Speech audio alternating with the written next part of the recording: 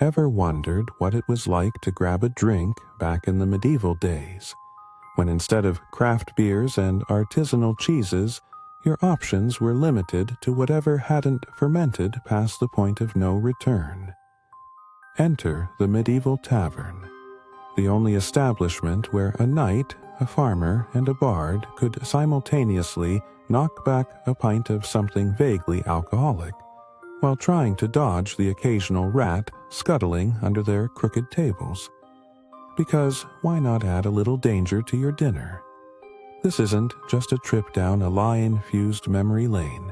It's a chaotic glimpse into the societal epicenter of medieval life, where danger and disease mingled as freely as the patrons. Forget about the ambiance. The tavern's dimly lit corners were more about squinting at your companions and hoping that whatever you just inhaled wasn't the scent of rotting cabbage.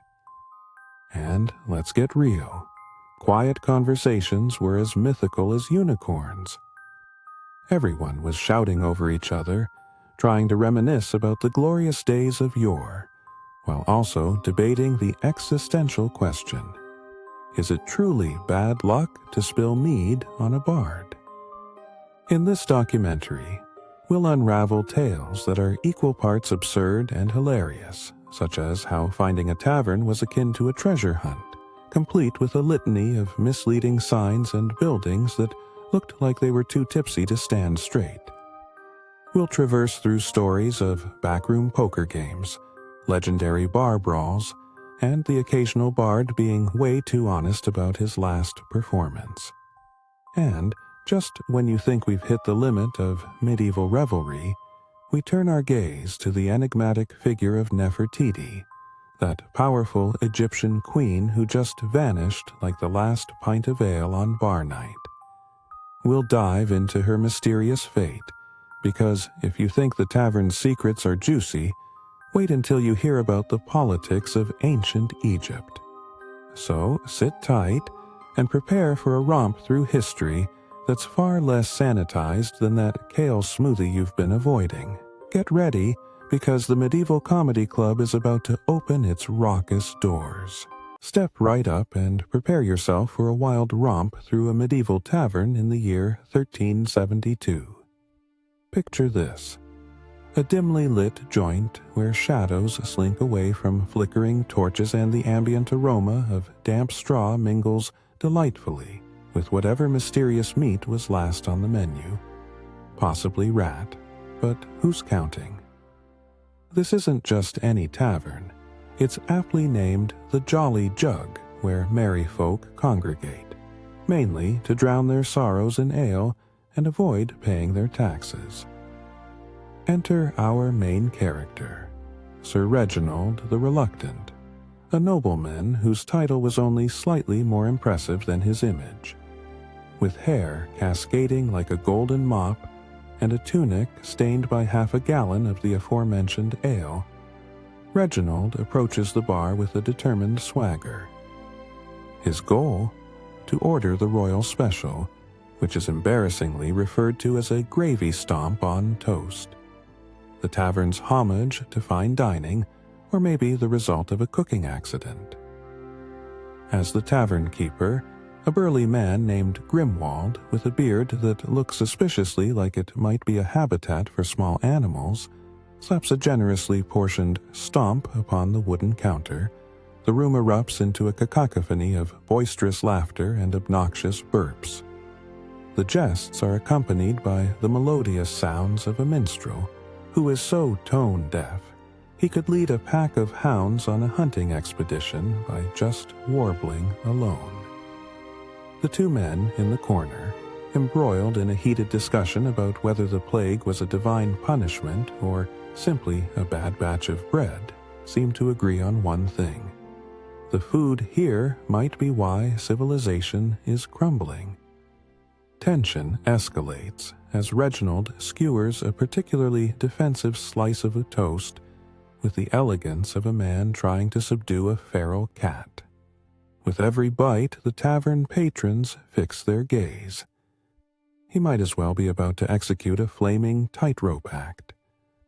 Someone whispers something about a curse upon the bread, as the last two patrons who dared to challenge the stomp never walked again. Literally. Reginald, stubborn as he is, perseveres through a mouthful of what he can only assume is a mixture of gravy and something vaguely resembling meat. Perhaps this is a time for bonding? But alas, half the room is now fixated on the bowl of soup at the next table, a bubbling cauldron of what could only be classified as mystery meat stew, rumored to have developed sentience after one too many neglected Saturday nights. Then comes the twist, as Sir Reginald bravely gulps down the final remnants of the gravy. A raucous cheer erupts from the crowd, but not for him. It turns out, in a comedy of errors, that Grimwald, the tavern keeper, mistakenly served pig swill to an injured peasant in need of a hearty meal, only to discover, much to everyone's amusement, that the apparently enlightened pig had walked itself back into the tavern, hooves splayed and swagger intact, triumphantly claiming victory over his culinary nemesis. Tavern-goers rejoice. The real entertainment has arrived in the form of a very confused pig, who promptly starts to share the last remnants of the soup from the bewildered patrons still seated at the table. People shout to the heavens, and Reginald finds himself pondering his life choices as someone cries out, "Reginald, admit it, the pig has better taste." In that instance, amidst laughter and a hog invading his dignity, Reginald finally gets it. Perhaps the only return on your investment in medieval dining should be ordered directly from the pig, not the dubious menu. Perhaps it's no surprise that taverns like the Jolly Jug were the original social networks of the medieval realm, where public health was a joke and food safety was still waiting to be invented. And thus, the lesson rings true across centuries. Be wary of hosts who have more charisma than culinary skill. After all, a feast of regrets shared with friends and a heroic pig trumps any ambition of a royal banquet gone wrong. Picture this. The year is 1350 and you've thus stumbled into a medieval tavern, a cacophony of noise, smells, and questionable hygiene. Dimly lit with mismatched candles that flicker like they're auditioning for a part in a horror play, every corner of this establishment is filled with the delightful aroma of roasted meat, spilled ale, and enough unwashed bodies to redefine personal space. At the center of this merry chaos stands a towering figure known infamously as Big Bertha, the tavern keeper. Known for her bicep strength that could rival a blacksmith, she serves drinks like an Olympic sport, one mug flying to another customer, while she simultaneously administers a stern talking to a visiting minstrel whose ballad about a daring chicken has just flopped faster than a lead balloon. The clientele? A delightful mixture of peasants, knights hoping to forget their chivalrous obligations, and town criers debating over the latest scandal involving the baker's wife and a suspiciously charming goat. Speaking of essentials, let's discuss the cuisine. Front and center is the star of the show, the pie a la mystery. What's in it? Good luck. Your guess is as good as anyone else's, and it might even be more generous. The crust is uniquely hard, producing a sound reminiscent of tapping a small rock.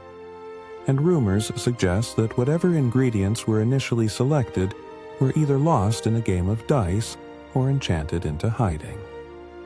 As you bite into this culinary enigma, you can't help but remember the warnings voiced by villagers who claim one eager consumer ended up sharing a bed with a passing cabbage after devouring an entire pie in one go.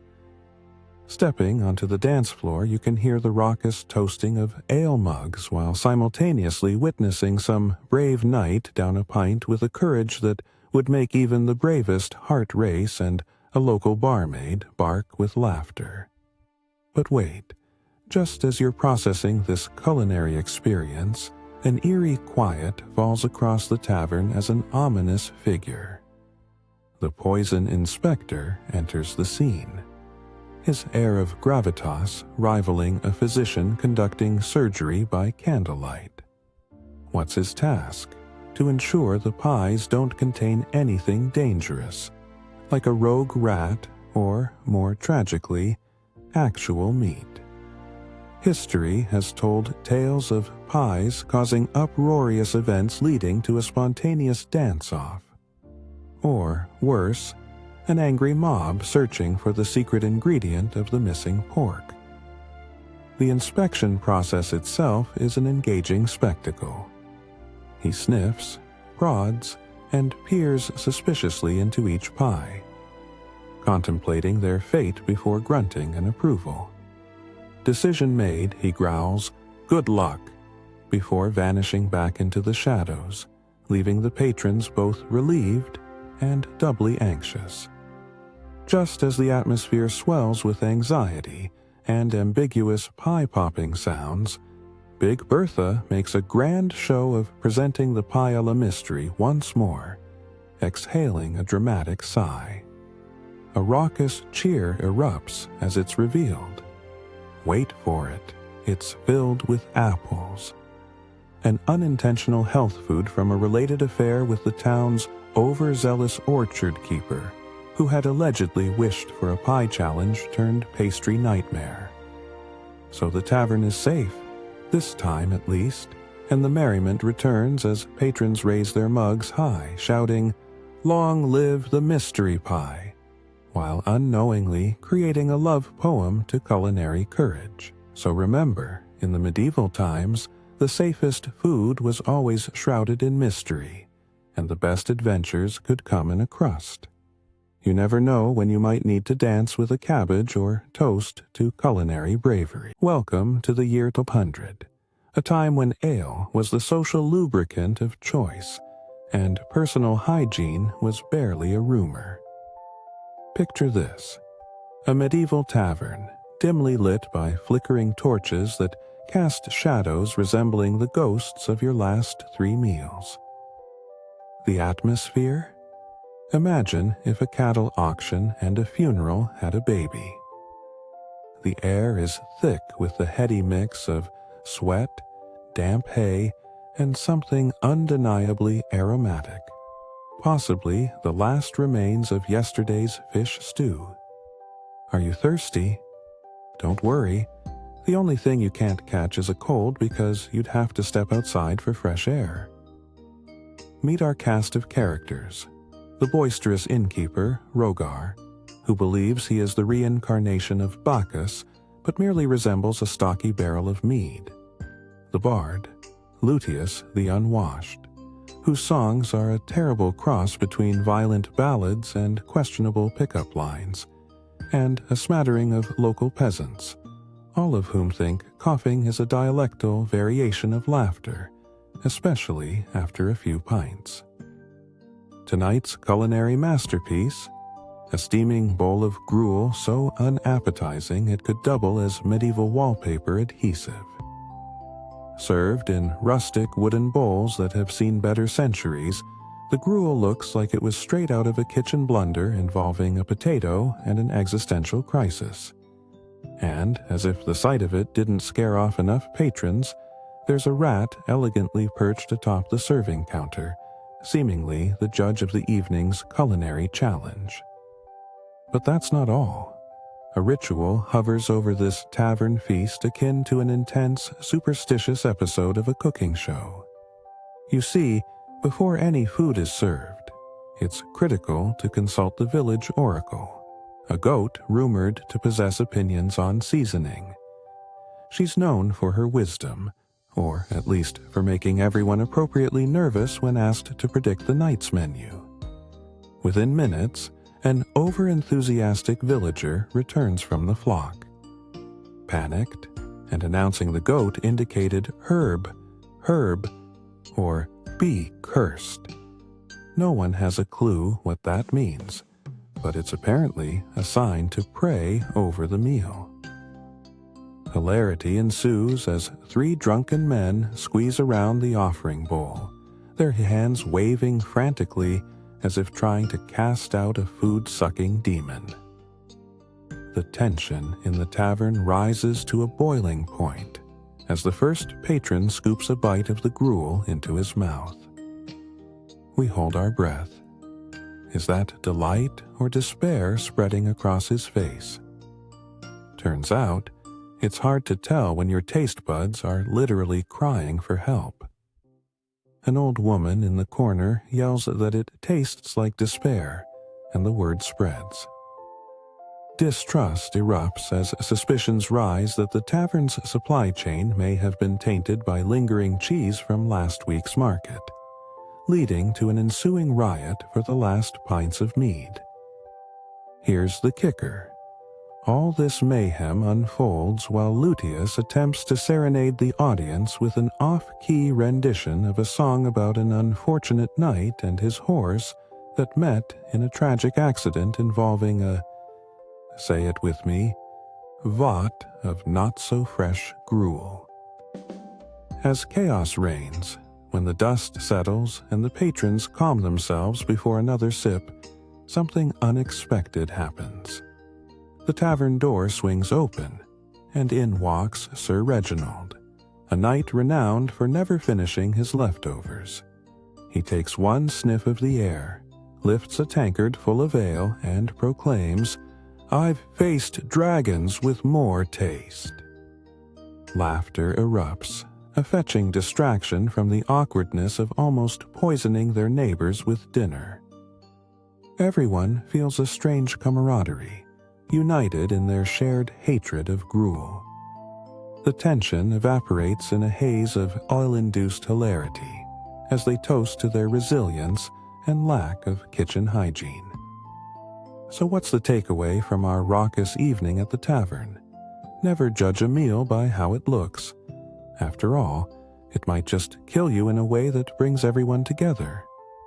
Perhaps this night of gruel, goat oracles, and ale isn't just a meal.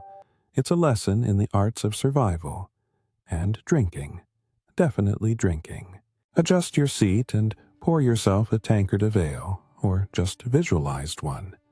We wouldn't want to encourage any excessive consumption in our audience. Somewhere in the 14th century, amid poorly drawn maps and questionable hygiene, one would find themselves inside a medieval tavern, a hotspot for locals, frequented by men who wore more hairs on their faces than on their heads, and often preferred their ale thick enough to stand a spoon in. The scene bursts into life.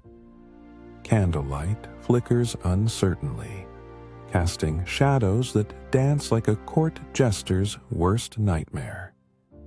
The air is an aromatic blend of roasting meat, unidentifiable bestiary, and that pungent odor which can only be attributed to 100 unwashed peasants.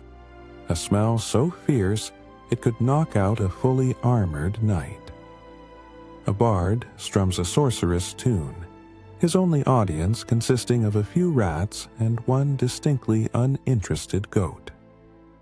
And lo, we are greeted by our key players. Griselda, the barmaid with biceps trained in the art of lifting one too many full barrels, and Ulfgar, the bartender, an enormous man who could only be described as a walking slab of ham with a beard thick enough to house a family of sparrows. Tonight's special? Muddy stew, or as they call it, delicacy a la drowning. As patrons sat hunched over their ale, they exchanged tales of gallant knights and ferocious dragons while keeping one eye on the bowl of stew that looked like it had seen better days.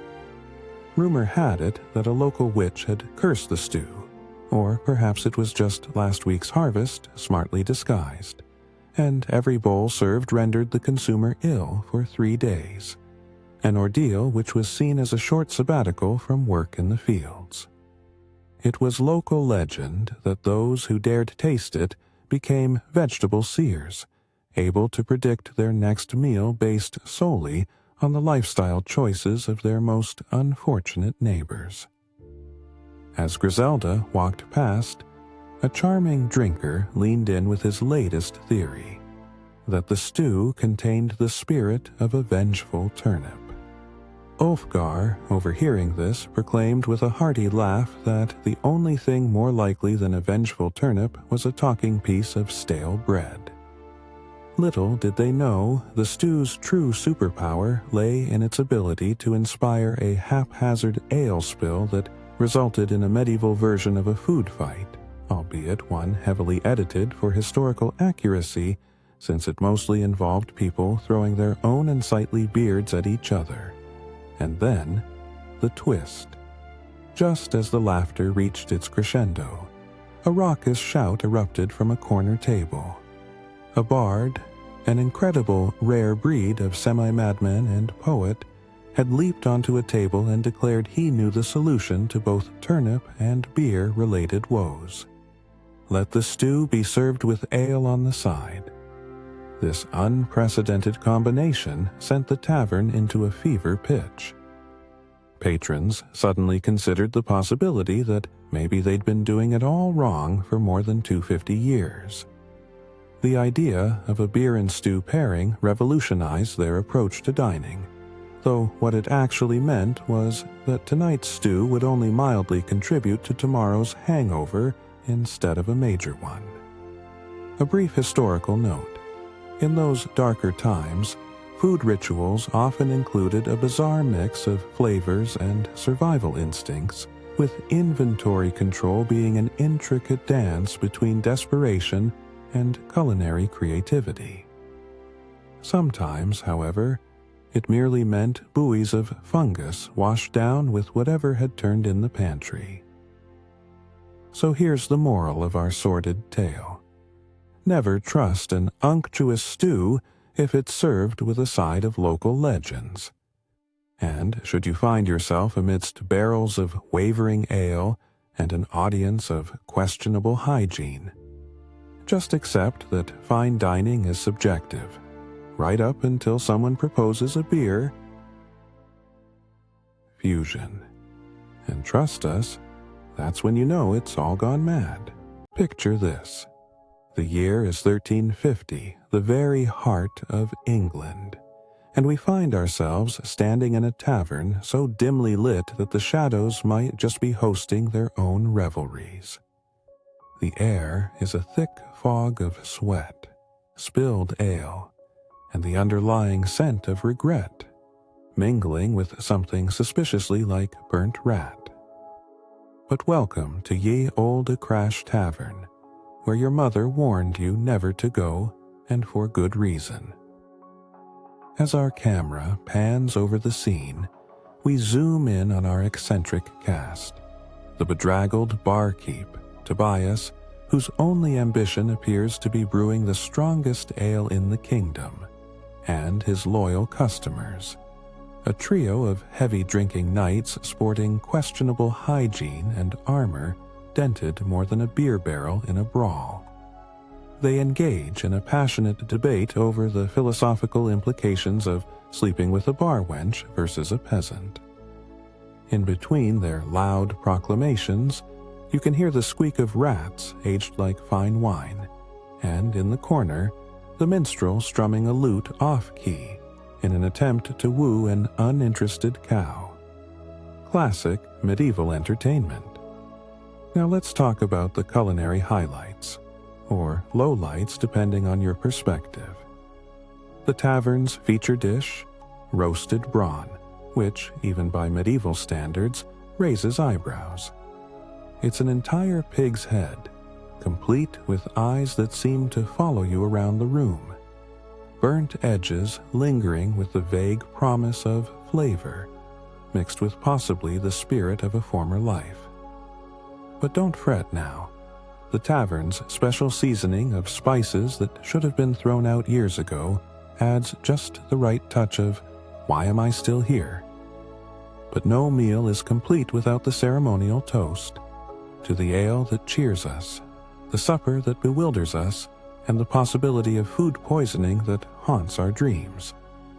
Consequently, the knights, slightly buzzed, and losing the argument over the wenches, conduct an impromptu ritual to ward off bad ale spirits, which involves spinning in circles and chanting an unintelligible chant that sounds suspiciously like a drunken rendition of the W-Ha-W Drained Me Cup finale.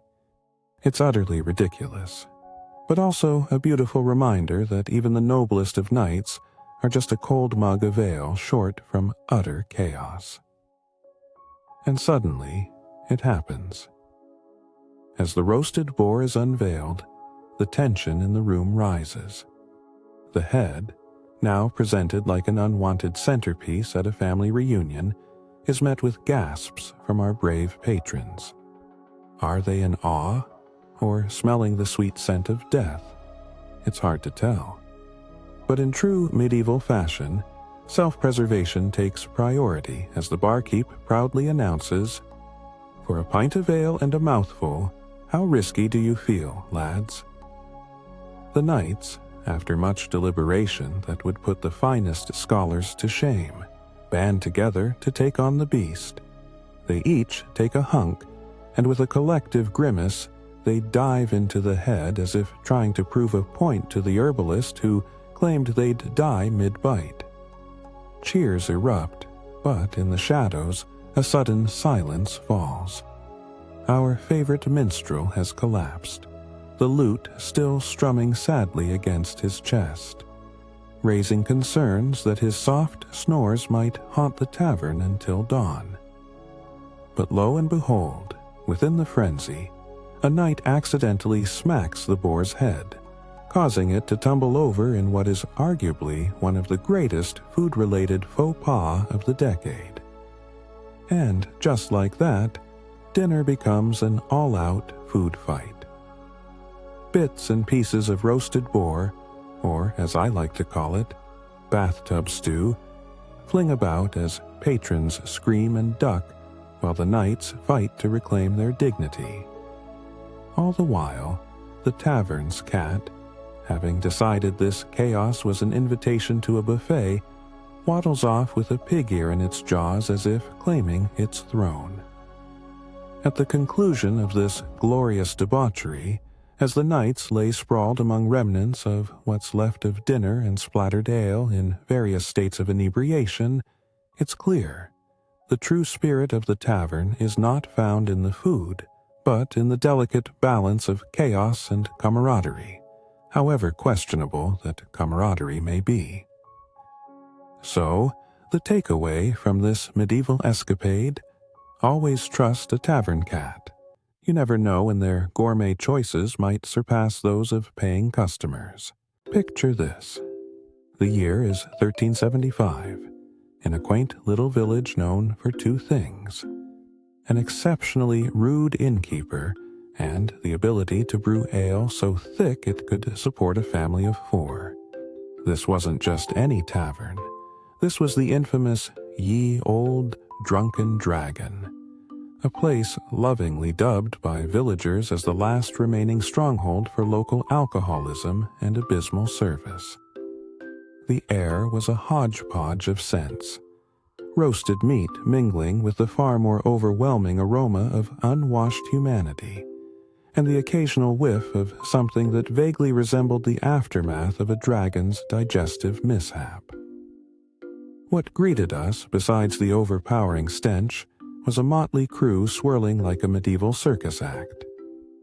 First up, the innkeeper, a rotund man with a face that suggested he was permanently displeased by the existence of civilized decorum and a sprinkling of ale stains that had fashioned his beard into a sort of grotesque medieval bib. Behind him, the ever-lively bar wench, Betsy the Blunt, whose sharp tongue was more intimidating than any of the rusted weapons adorning the tavern's walls. And we can't forget the village drunk, Old Tom, who believed fervently that he was a rabbit in a previous life, resulting in quite the hop around the room. At the center of the room, a platter of food sat like an insult waiting to happen. This wasn't just mystery stew, it was a congealed mass so unidentifiable it likely housed a small government of sentient legume-like creatures. The specialty dish was a grotesque interpretation of lamb stew, which can be generously described as the product of an angry sheep and a severe misunderstanding of culinary arts. But the real fun began as soon as the tavern's nightly ritual came into play: the tasting of the ale. This peculiar yet essential tradition involves frequenting a series of increasingly dubious brews while shouting ludicrous proclamations such as, "Aye, this one be a fine vintage of mud," or "I can taste the sadness of the sheep."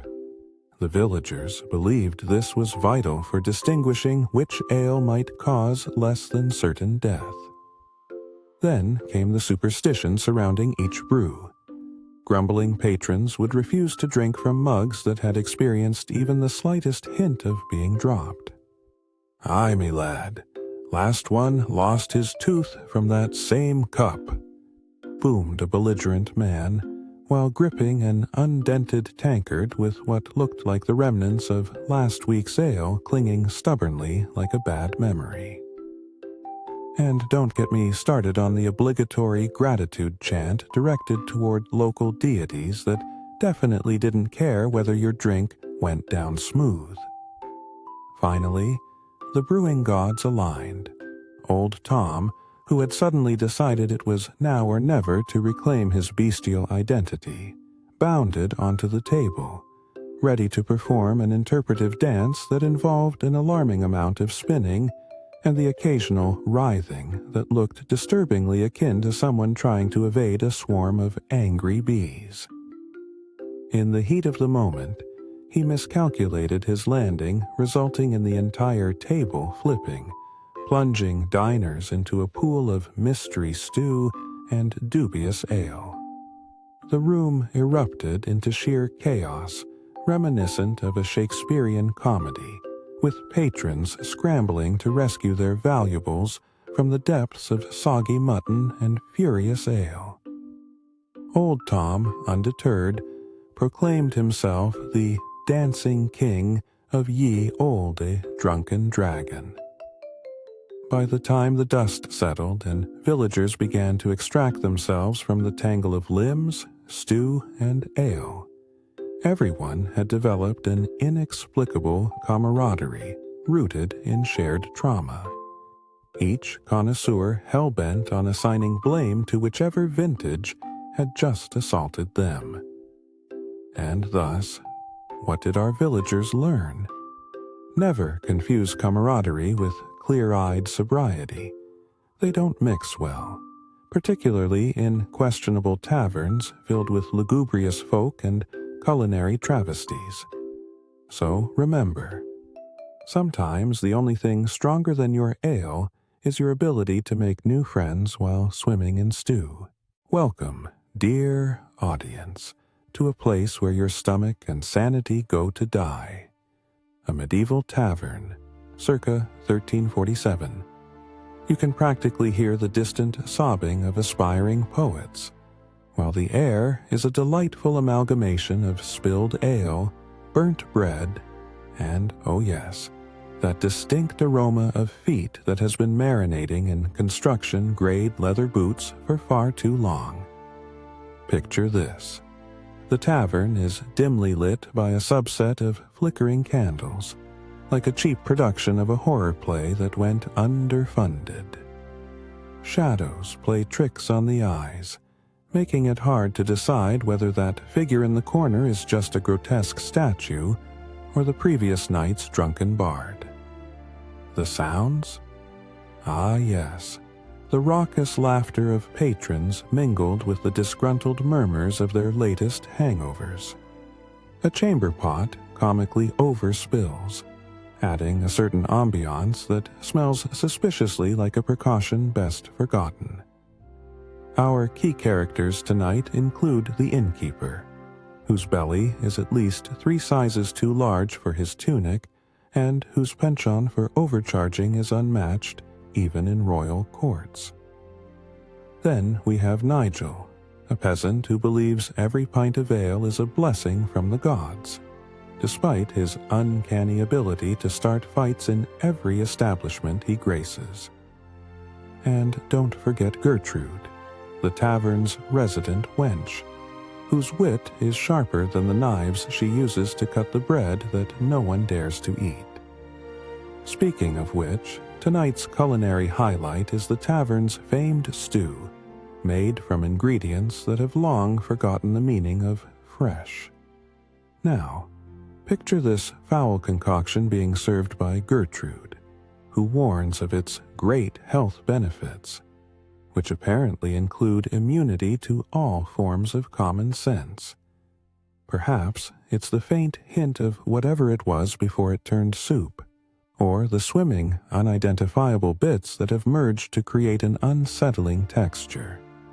One patrons often describe as resembling a post-apocalyptic, sludgy nightmare. To the untrained eye, it seems that the stew has hosted a battle of wills between the mold and the meat, with neither willing to concede defeat. But let's not forget the tavern's many quirky superstitions associated with this dish of culinary despair, born out of somewhere between boredom and pastoral paranoia. As the peasants poke at their bowls with a sense of existential dread, they trade tales of the stew beast, a terrifying myth of a creature that supposedly emerges from the pot every winter solstice, seeking the souls of those who dare consume it. It's all fun and games until someone starts to compare burps, which is, of course, taken as an insult to family lineage. The stakes are impossibly high, and just out of sheer existential bravery, they all take a sip. And what a twist that comes. After they sip the stew that rivals the flavor of regret, what emerges from the chaos is not the legendary stew beast, but the tavern cat, very much alive and with an upper hand on health standards. Turns out he's been the true guardian of the recipe this entire time, sneaking out with the bits of food that patrons refuse to touch. Nigel, who proclaimed just moments ago that he would rather die than eat such a wretched meal, now happily pets the cat, while Gertrude closes her eyes and silently prays for a firing squad. As the tavern revelers clap for the furry deity, one truth emerges. While they may not have avoided their inevitable stomach woes, they have unknowingly valorized the legacy of their finest delicacies, and, by extension, the very cats who oversee them. And as for what we've learned here, always check to see who's lurking around the stew before making questionable life choices, especially the furry ones. Because, in the end, the only thing worse than the stew is discovering you're actually an unwitting participant in a feline culinary regime. Welcome to the 14th century. Specifically, a poorly illuminated tavern nestled in a grimy corner of a bustling medieval village, where the floors are not so much swept as they are compacted with centuries of grime, spilled ale, and who knows what else. Here, the scent of fermenting grain competes valiantly with the more pungent odors from the locals, who have forgotten what a bath feels like, assuming they even had one in the first place. You're in Ye Olde Tavern, where the only thing stronger than the drink is the camaraderie born from simultaneous misery and questionable hygiene. In shorts, the atmosphere can only be described as a perfect cocktail of chaos, raucous laughter, the ever-present sound of tankards clanging, and insults being hurled louder than a courtier betraying his own. The decor features wooden beams inhabited by generations of rats, while the barmaid, a tireless warrior clad in a dress resembling a potato sack, weaves through the crowd, arms laden with mugs filled to the brim with something resembling ale, and possibly a bit of swamp water on the side. But what's dinner without an adventure? Front and center is the day's special, mystic meat pie, a culinary delight more famous for igniting debates on the origins of mystic than any actual flavor. It is said, though, the truth is likely buried under layers of curses and spittle, that this pie contains either chicken from the nearby farm, rat from the alley, or a disgraced ex-barmaid who forgot her manners. Nobody really knows, and nobody really wants to find out. What's life without a little mystery? However, as you indulge in this dubious delicacy, tensions rise like the yeast in your pint.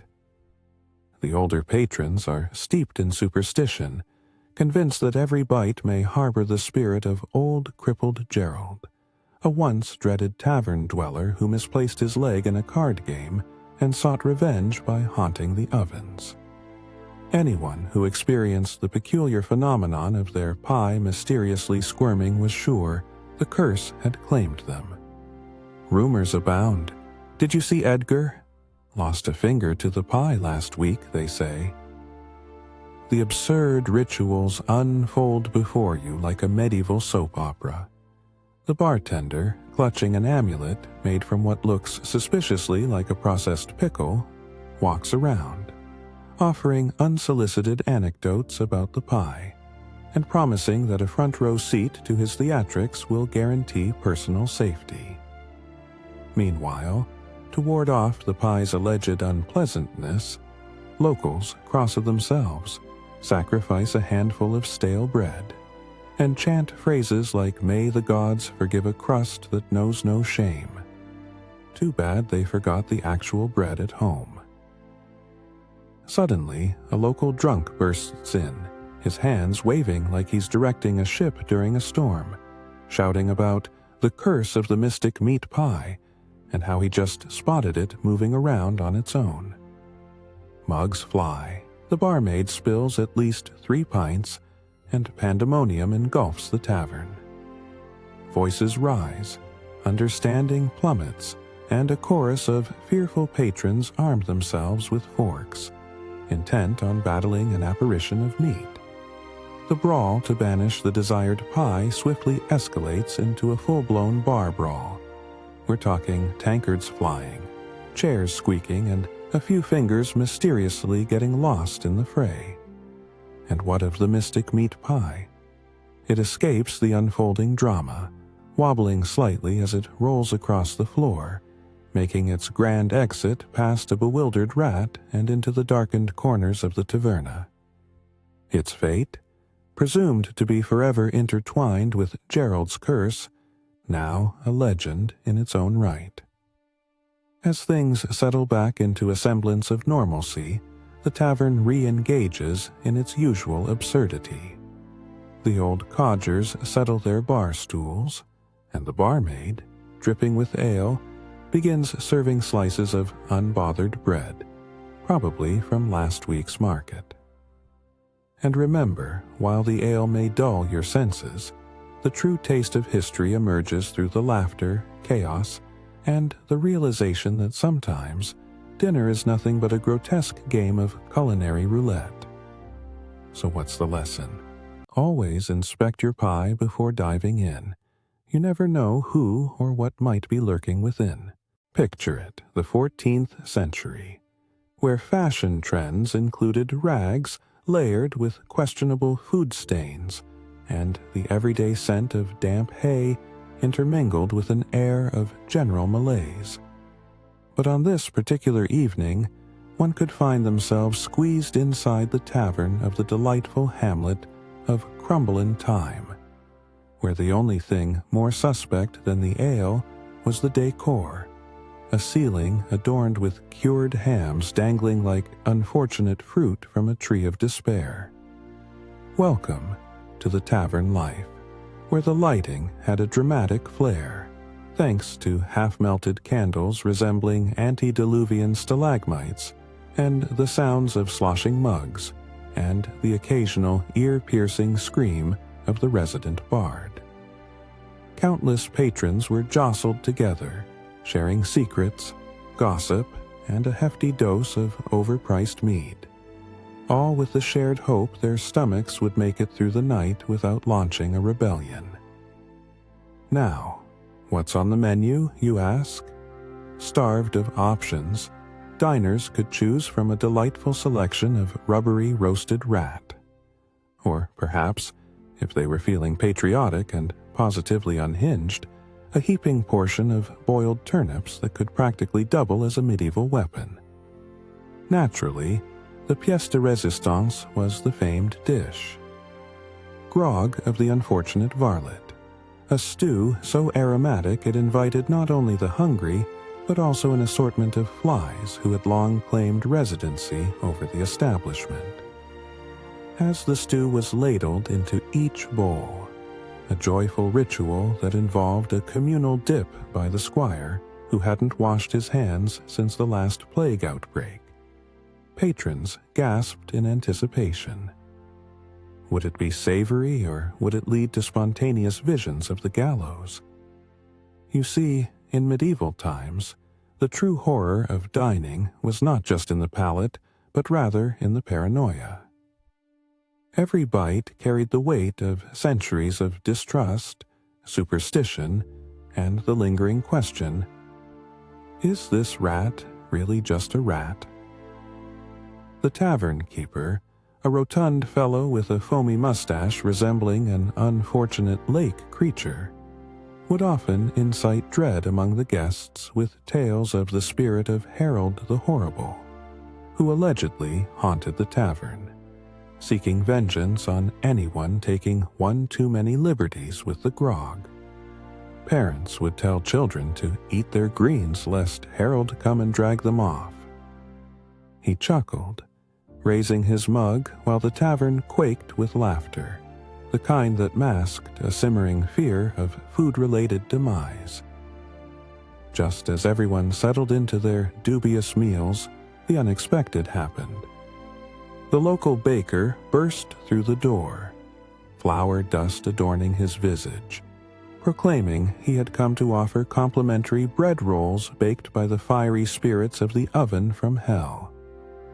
Since nothing says authentic like a hearth with extra crispy consequences, the patrons greedily accepted his offer, while simultaneously clutching their stomachs like a lifebuoy in stormy seas. And then it occurred. The grog, once perceived as the greatest contender for dinner gladiators, found its match. The bread rolls turned out to be a mortar mix disguised as baked goods, infinitely heavy with a density that would make even the stoutest knight reconsider his dietary choices. As the villagers choked down the rolling masses, laughter erupted once more, though now it was of a more desperate kind. Combined with coughs, choked screams, and the communal understanding that perhaps death by baked good was not the legacy they had envisioned.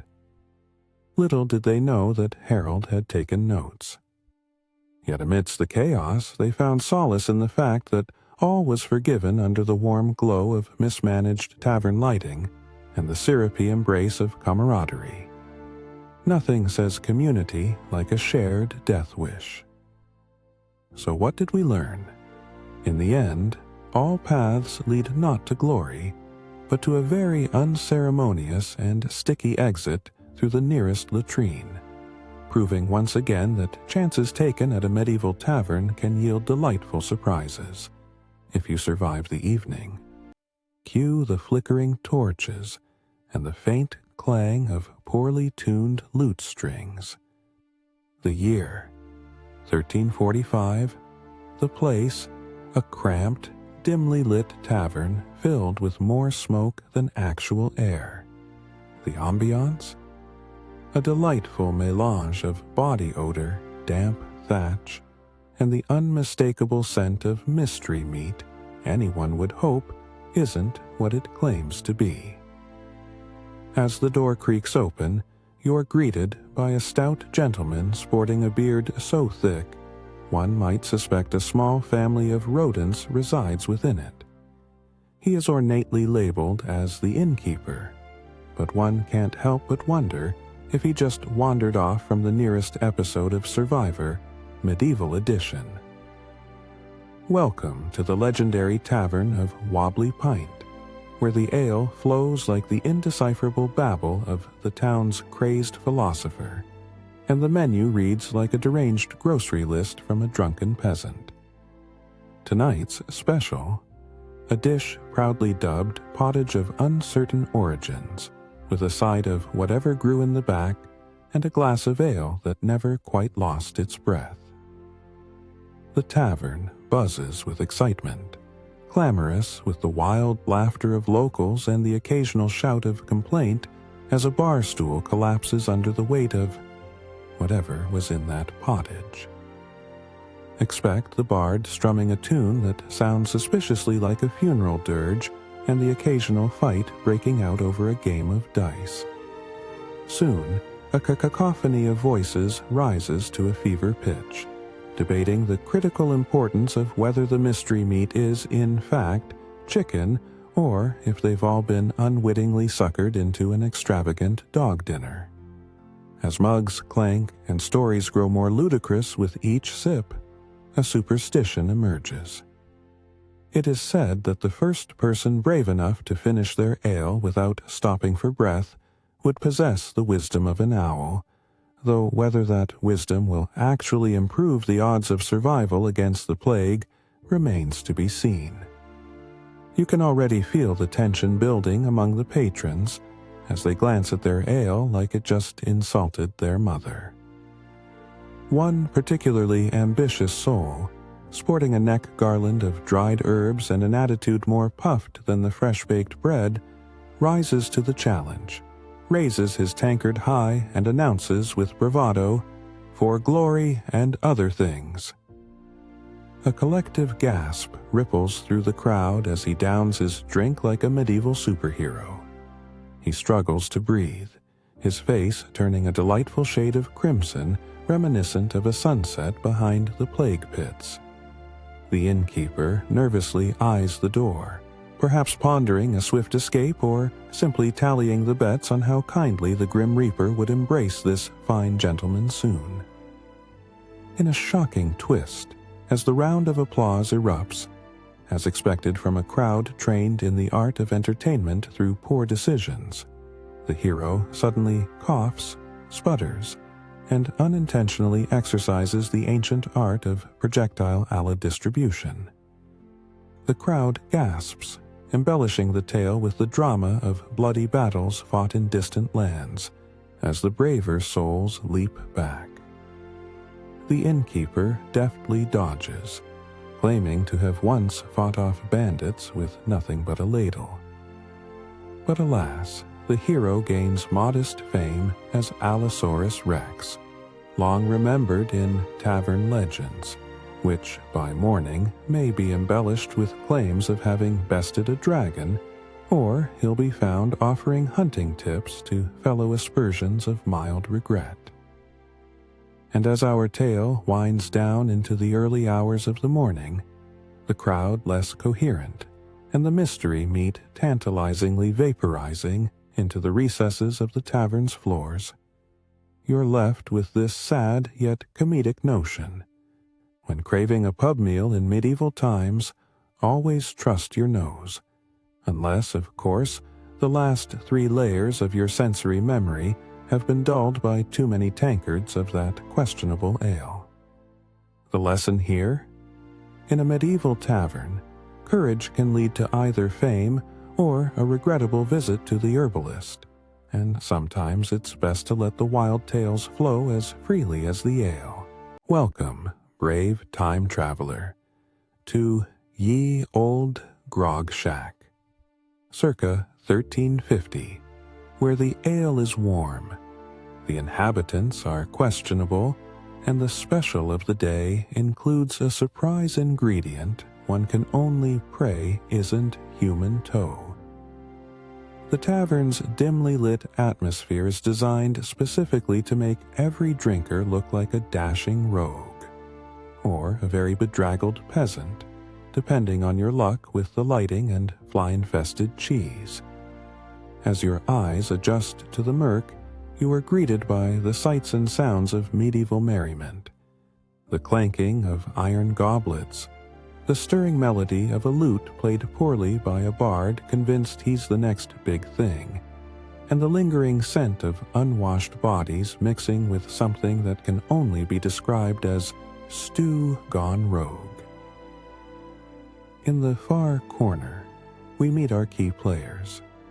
Old Bartleby, the tavern master, undeniably a man of mystery, specifically the kind of mystery that involves a secret stash of something that could knock a troll off its feet. Gwendolen, the tavern wench, who knows all the gossip but has decided to keep her wits about her instead, lest she spill all while dodging the advances of drunken knights. And Sir Reginald, the local knight who insists on regaling everyone with tales of his gallant deeds that mostly involve missing a dragon and a campfire incident. Now, grab a seat. The entertainment is about to begin. The food? Ah, that's where the real fun begins. Today's special is a delicacy known as mystery meat pie, served with a side of dubious vegetables radiating a slightly ethereal glow. Rumors say the meat is a blend of whatever animals wandered too close to the tavern last night. Which brings us to our next completely rational issue of food safety.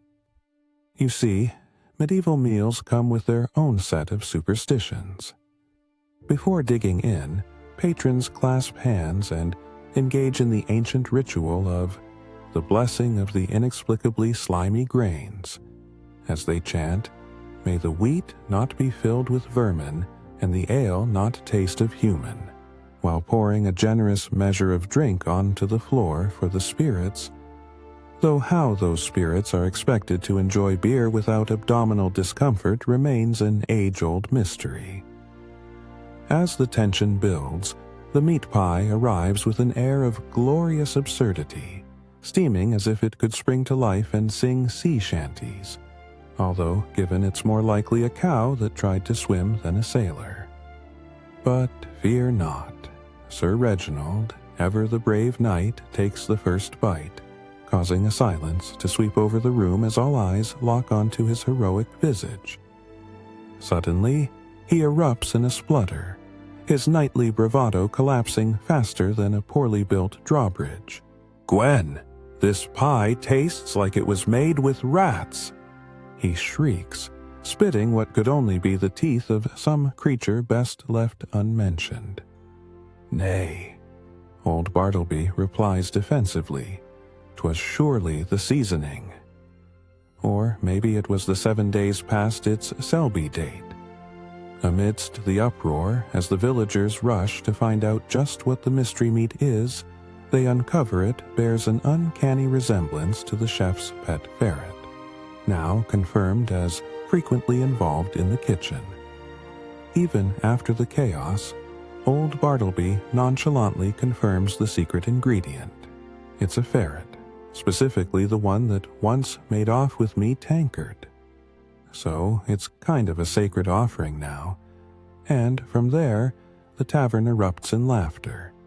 The chaos has bound them together over a shared belief that any meat pie is still better than starving. The inevitable lesson? Always be prepared to flee or dream about legendary feasts when the meat pie has more secrets than your average court jester. So pack your tankard and remember, it's not what's on your plate that matters, but what's in your mug. Cheers!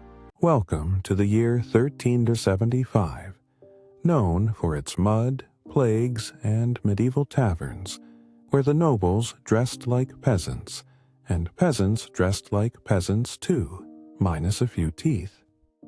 The atmosphere is simultaneously festive and deeply concerning, with flickering candles casting dramatic shadows over patrons who might be acting under the influence of ale or despair, hard to tell which. The setting, dimly lit and reeking of questionable meats and occasional humor. On one end, a bard serenades an oblivious crowd with his rendition of Ye Olde Fake News, while the customers argue passionately whether the last brawl was over a game of dice or the dubious smell emanating from the chef's corner. Enter the key players of the evening, the burly tavern keeper with the infectious laugh, the suspiciously nimble beggar who might just steal your potato, and a few nobles trying desperately to fit in but failing spectacularly, sporting hats too large to be functional and attitudes far too regal. And now, the main course, literally. Our illustrious tavern features an exotic menu that includes roasted rat on a stick, a delicacy for the adventurous, or perhaps those overly confident in their immune systems. The famed dish of the night? Pottage, an unholy concoction of whatever edible items the chef could find on the floor or under an ancient table. This bubbling cauldron of mystery simmers ominously, while patrons exchange anxious glances, pondering whether today's vegetables might still be sprouting. Amidst the clinking of mugs and the constant swill of ale, the tension rises. Rumors dance through the haze of tavern air. Is Lady Agnes pregnant, or simply consuming pottage by the barrel? Is that a rat scurrying under the table, or simply a man too far gone from the effects of his third drink? As our hero, the tavern keeper, stirs the pot of pottage, he suddenly reveals a shocking twist. A floating shoe? Fear not. It's just the newcomer, Sir Reginald, who stumbled in, mistaking the pot for a hot tub and promptly shouting an apology that will become legend. Ultimately, the tavern life may seem chaotic, but carries its own disturbing kind of logic. Each dish had to face rigorous scrutiny. The mad chef would shout, "To food safety!"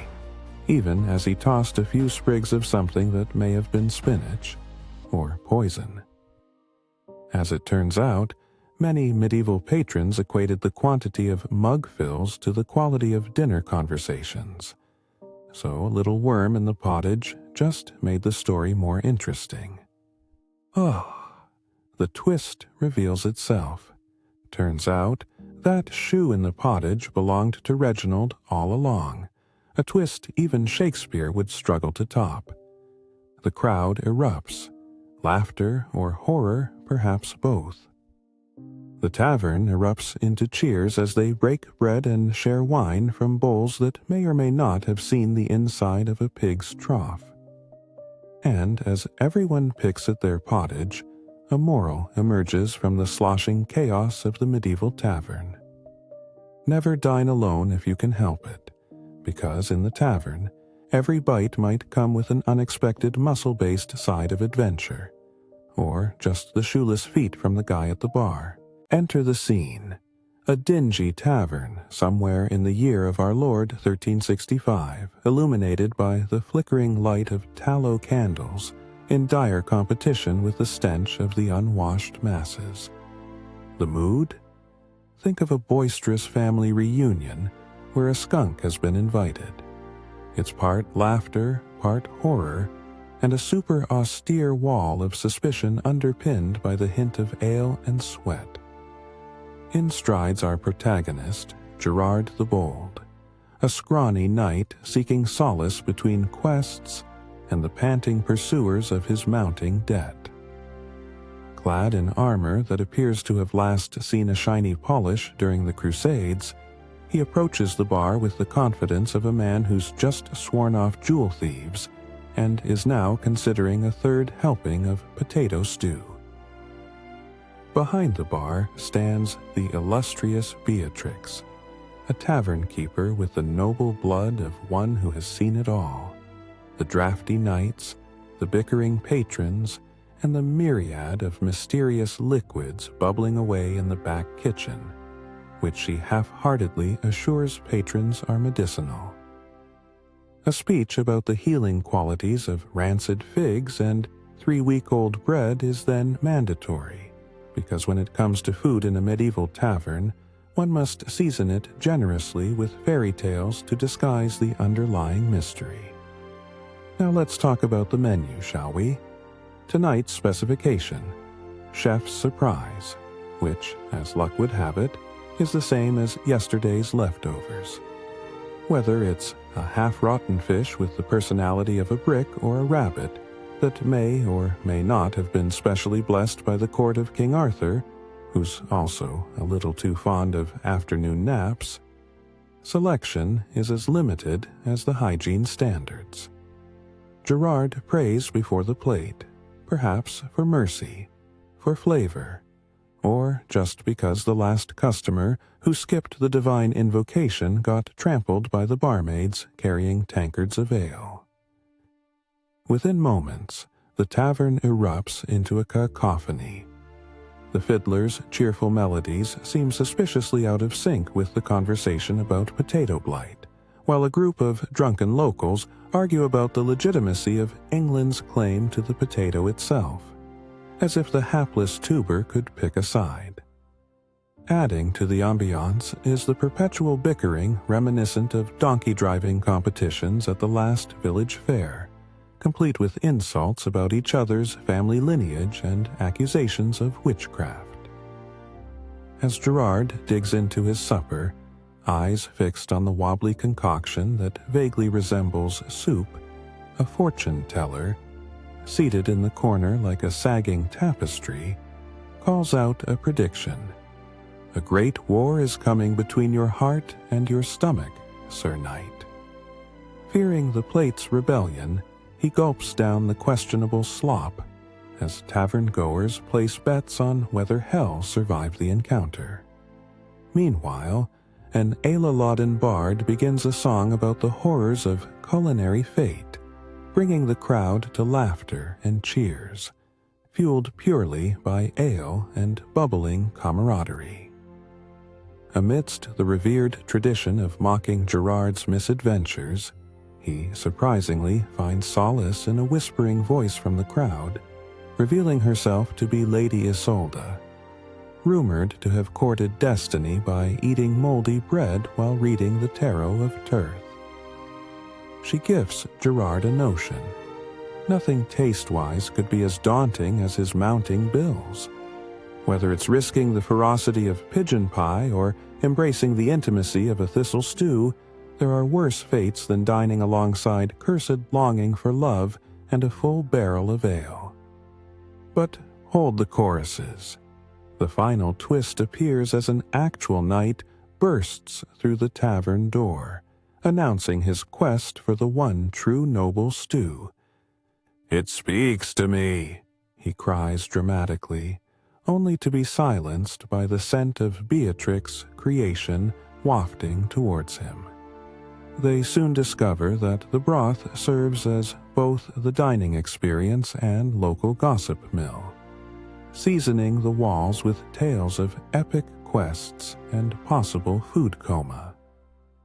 Thus, Gerard's night transforms from a simple tavern stop into a full-fledged gathering of gallant knights discussing recipes, while the tavern becomes a culinary battleground, where the only clear victor is Beatrix, the unsung heroine of this chaos. Lesson learned? In the medieval food court of life, you'll either grow a robust stomach or embrace the weekly ritual of denying your innermost culinary fears. Welcome to the warm and chaotic world of a medieval tavern. Think of it as a castle for the common man, only with more broken furniture and fewer knights to escort you out in case of a brawl. The time?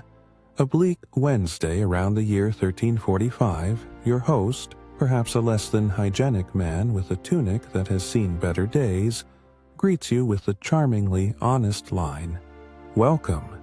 Come for the ale. Stay, because the door is blocked by a bard who thinks he's Shakespeare." The atmosphere is a splendid blend of dim light. Feeble, flickering candles throw shadows that dance across the grimy wooden walls, and a medley of smells that can only be described as ode to bad decisions. You can catch a whiff of all sorts of delights: spiced meats left out too long, stale bread that should probably be classified as a lethal weapon, and the distinct odor of an untrained dog that apparently had his last meal quite some time ago. The soundscape? A symphony of raucous laughter, shouting over the clattering of pottery, and a lute player who is frankly still auditioning for a different century. Throw in the occasional fight breaking out, and you have quite the intoxicating cocktail of auditory bedlam. As we cozy up to our table, one of the fewer unsticky surfaces, let's meet our key players. The local farmer, lamenting his fortune over a tankard of questionable ale, and a traveler who seems more lost than a chicken in a fox factory. The star of the evening, however, is the dish being served, a hearty stew that looks like it had a fight with itself in the pot and lost. Bits of unidentified meat bob up and down like they're auditioning for a role in a horror show, and a curious layer of scum rests on the surface. Perhaps a peaceful village for local bacteria. But wait, there's tension lurking beneath the surface of that stew. Each spoonful is a gamble, influenced not by only the seasoning, but also by the quirky superstitions of the patrons.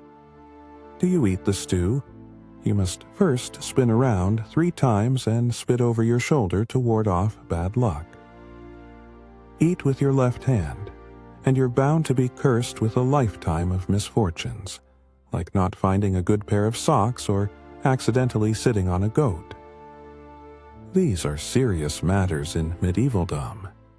And if you gag while chewing, automatically you've angered the spirit of the stew chef who is rumored to haunt this very tavern still looking for proper seasoning.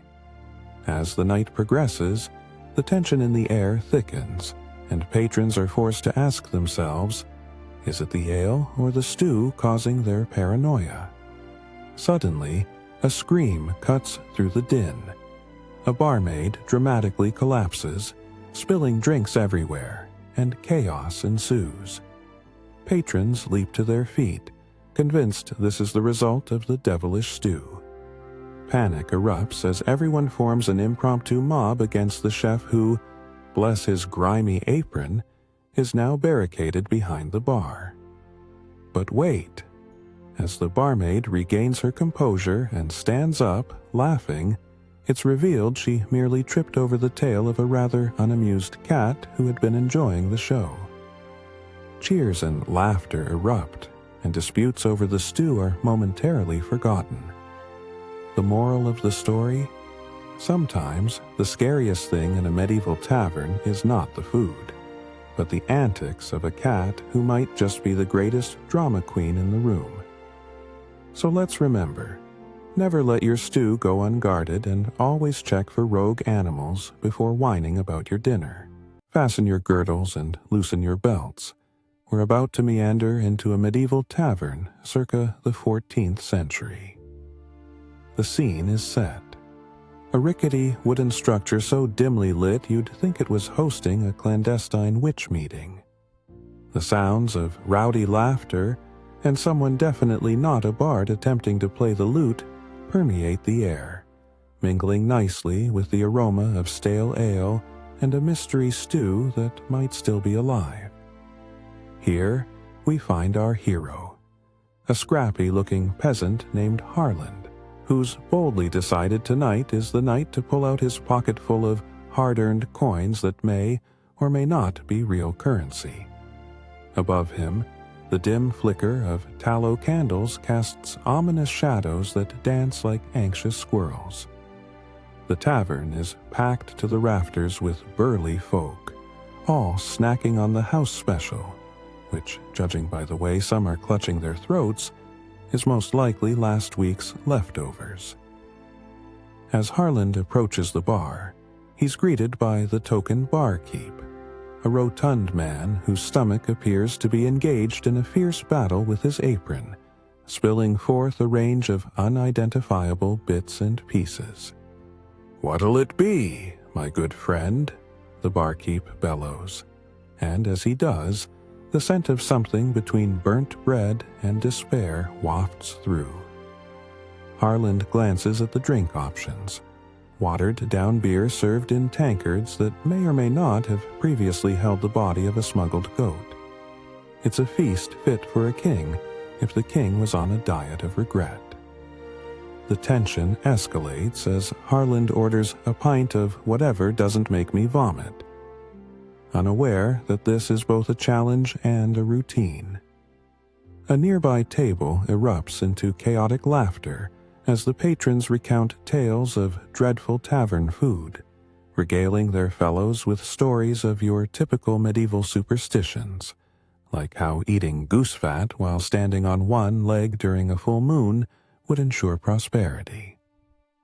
Harland chuckles, oblivious that behind him, a drunken man is attempting to jump atop a table to demonstrate the art of food consumption while simultaneously defending his opinion that eating eels gives you wisdom.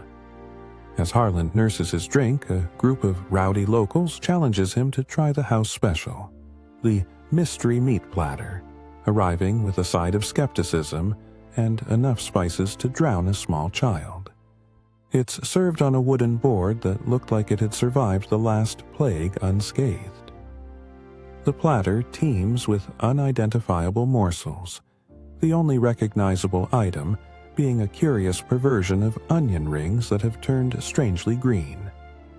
"An acquired taste," says the barkeep, not establishing which side of sanity it has been acquired from. Daring to try a taste, Harland picks up a suspicious piece of meat that appears to have been herded from the next township over, where livestock are treated more as suggestions than as actual animals. Suddenly, the tavern quiets as everyone witnesses Harland's brave venture into the unknown. He chews carefully, processing each texture and flavor, which probably should not be classified as food. Just as he contemplates a hasty retreat to the privy, someone yells, "A rat!" Instantly, patrons dive, chairs flip, and Harland's mouth goes abruptly dry as he chokes on that alien substance. Amidst the panic, the scandal takes a turn. The rat turns out to be nothing more than a particularly horrendous piece of cheese. The silence that follows is palpable, as is the gargantuan shame that fills the tavern like hot porridge. Both relieved and mildly traumatized, Harland spits out the offending morsel, to the roaring applause of tavern-goers who now insist he's become a local hero for identifying the cheese as the true enemy. And thus, he goes down in history as Harland the Pious, a title he never wanted and a moment he'll likely embellish until the day he dies, probably by eating more questionable food in this very tavern. The lesson from this unforgettable evening? Sometimes the true hero isn't the one who survives a feast, but the one brave enough to stand up and declare cheese a threat to society. Welcome to the year 1347, where we find ourselves in a dimly lit medieval tavern located somewhere in the dank recesses of an unremarkable village. The air is thick with smoke, sweat, and the potent aroma of questionable ale, as patrons engage in spirited debates over who has the largest, most festering toe, and whether jesters are actually the agents of Satan, a debate that tends to spiral out of control when the wine flows freely. Let's take a moment to examine our key players. The tavern keeper, a man whose fingers are likely diseased, but who boasts the confidence of a king. He juggles barrels of questionable beer, laughing madly at his own jokes that were evidently funnier 50 years ago. Then there's the resident bard, strumming a lute so out of tune it could only be appreciated by someone severely inebriated, much like the patrons themselves. And not to forget the noble peasants, who are as likely to share a meal as they are to brawl over a game of dice. Dinner? The centerpiece of the evening is a platter of mysterious meat stew, the kind that begs the question, is that a chicken or just something that was recently a chicken? The atmosphere, however, is the real star of the show. Faint candlelight flickers as shadows dance menacingly on the rough-hewn walls, mirroring the tension that rises and falls like the tide as patrons down their drinks. Suddenly, a commotion erupts. Someone has accused another of cheating at cards. A nearby cat, sensing danger, leaps onto the table, knocking over a tankard while swiping at a piece of chicken, and manages to win the hearts of everyone present. The tension cranks up a notch. Superstitions reign supreme in this age of enlightenment, where being in the wrong corner of the tavern could lead to being cursed by an ill-tempered witch, or worse, suffering from a bad case of the flux. You see, food isn't merely sustenance, it's an opportunity for intrigue.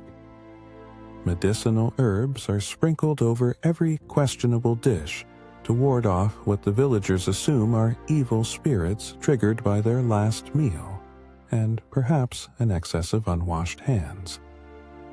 Patrons pull their sleeves up, ready to battle invisible toxins, just in case the stew provides more than just a full belly.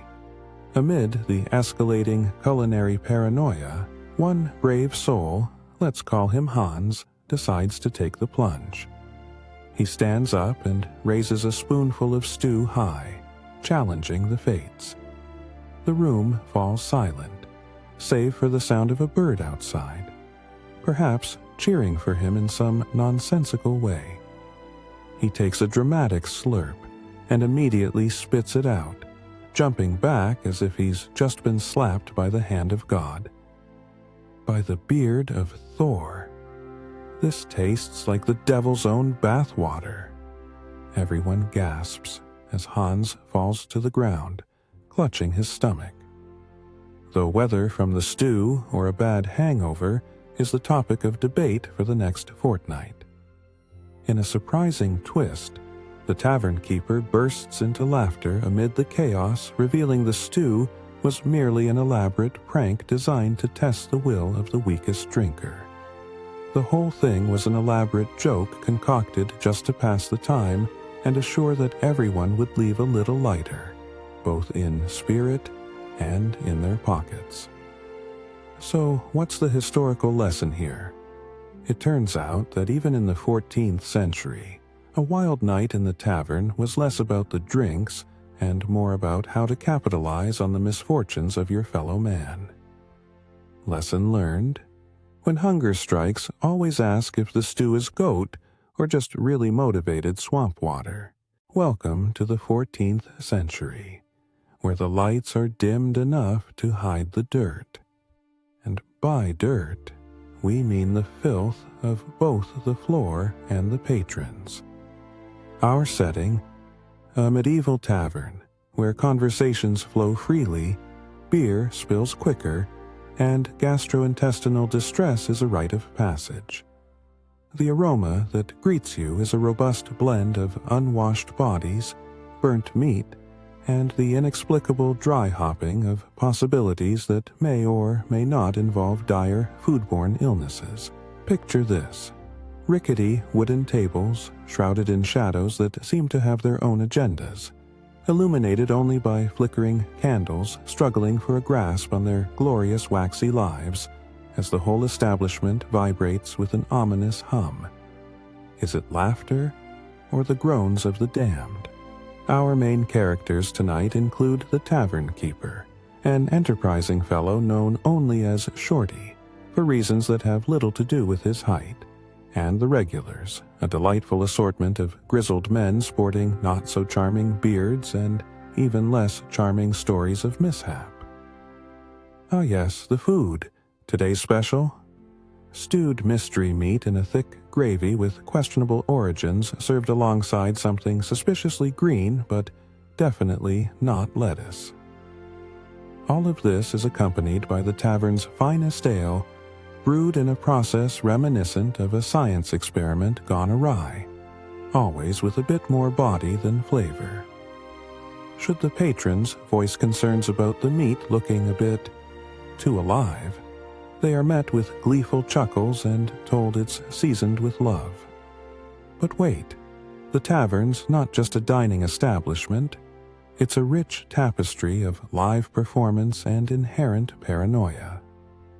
Sit back as Shorty regales you with the tale of the Great Leak Scandal of '92, a tragic accident involving an ill-fated soup, a rogue chef, and a league of vegetable-hating nobles.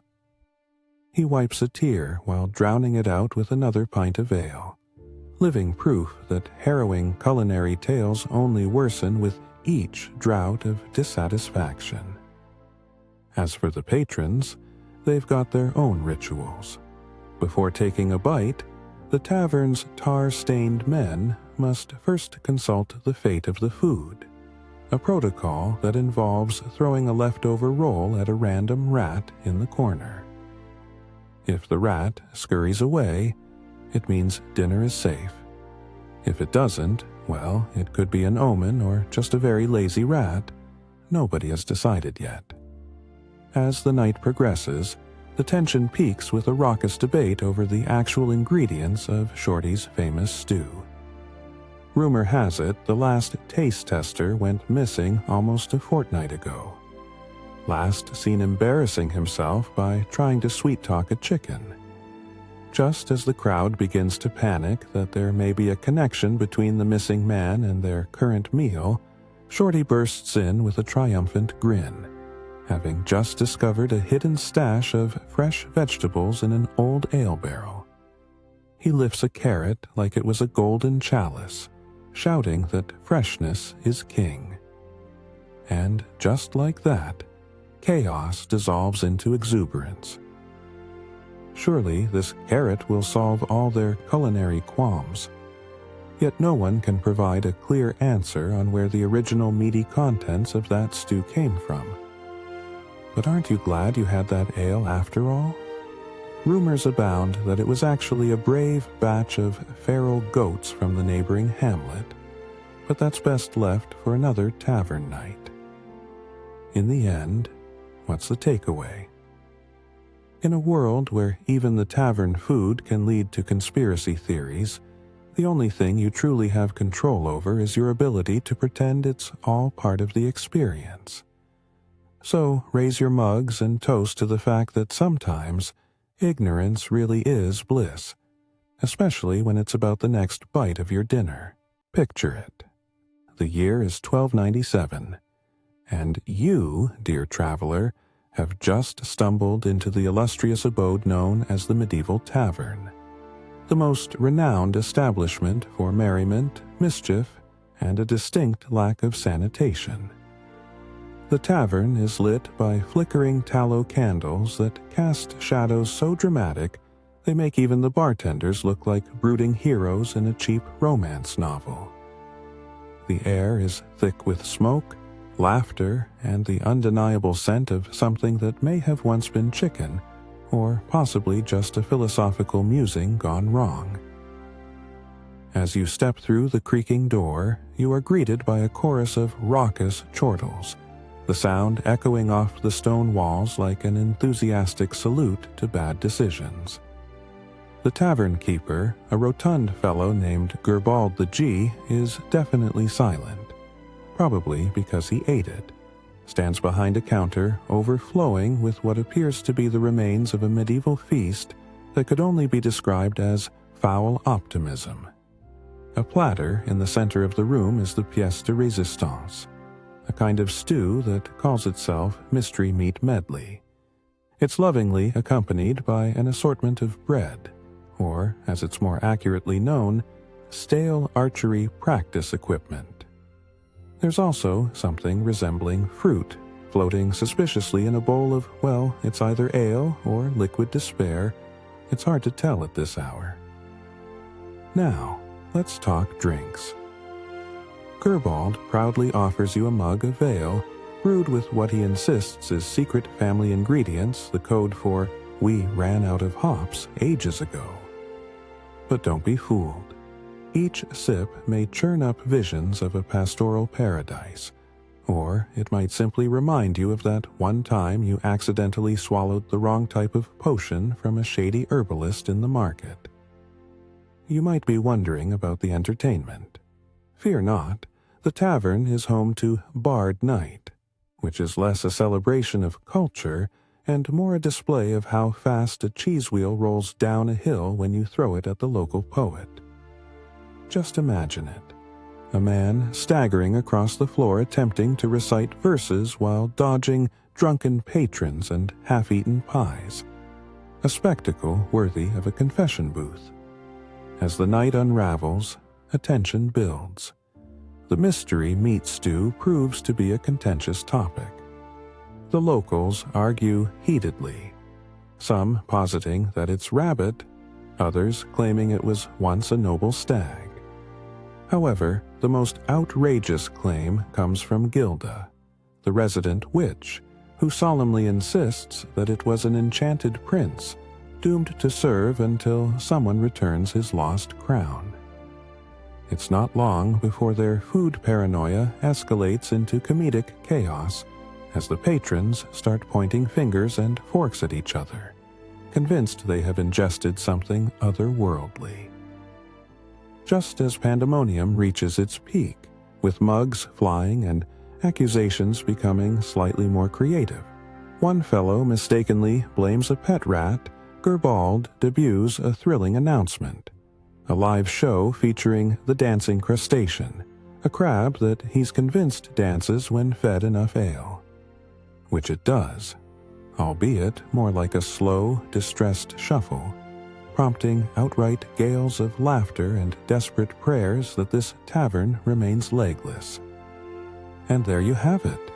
Against the backdrop of chaos, silly arguments, and a dancing crustacean whose dance moves a rival that of your drunk uncle at a family wedding, the once imposing tension dissolves in a hearty round of laughter. The patrons raise their mugs some dripping ale, toasting to the very things that make medieval taverns less of a culinary experience and more of an evening of absurdity chief among them. Good company and an absolute disregard for what they consume. So what's the morality of this drunken episode? In a world of mystery meat and unpredictable ale, remember, always check for danceless crabs before accepting your drink. Cheers to tavern adventures. May they always be merry and slightly hazardous. Welcome, dear viewer, to the 14th century, where the air is thick with history. Or is that just the ale? Tonight, we find ourselves in a medieval tavern, a cozy little pit of despair filled with the aromatic blend of sweating bodies, stale bread, and the ever-pleasant scent of unwashed peasants. The tavern is dimly lit by flickering torches that cast shadows the size of dragons, or at least the size of the friendly hound lurking beneath the table, just praying for table scraps. Meet our key players. There's Thorvald, the unkempt barkeep who doubles as a professional eyebrow raiser, and then there's Ethelred, the local poet whose verses might inspire laughter, or revolt, depending on the mood of the crowd.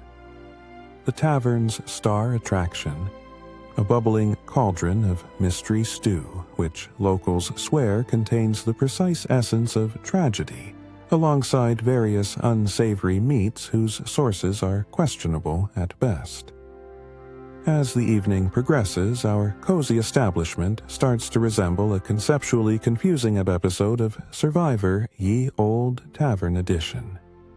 There's a brawl in the corner because Edna dared insult Reginald's ability to brew a decent oatmeal stout, a task best left to the experts, or at least to anyone who's ever tasted real beer.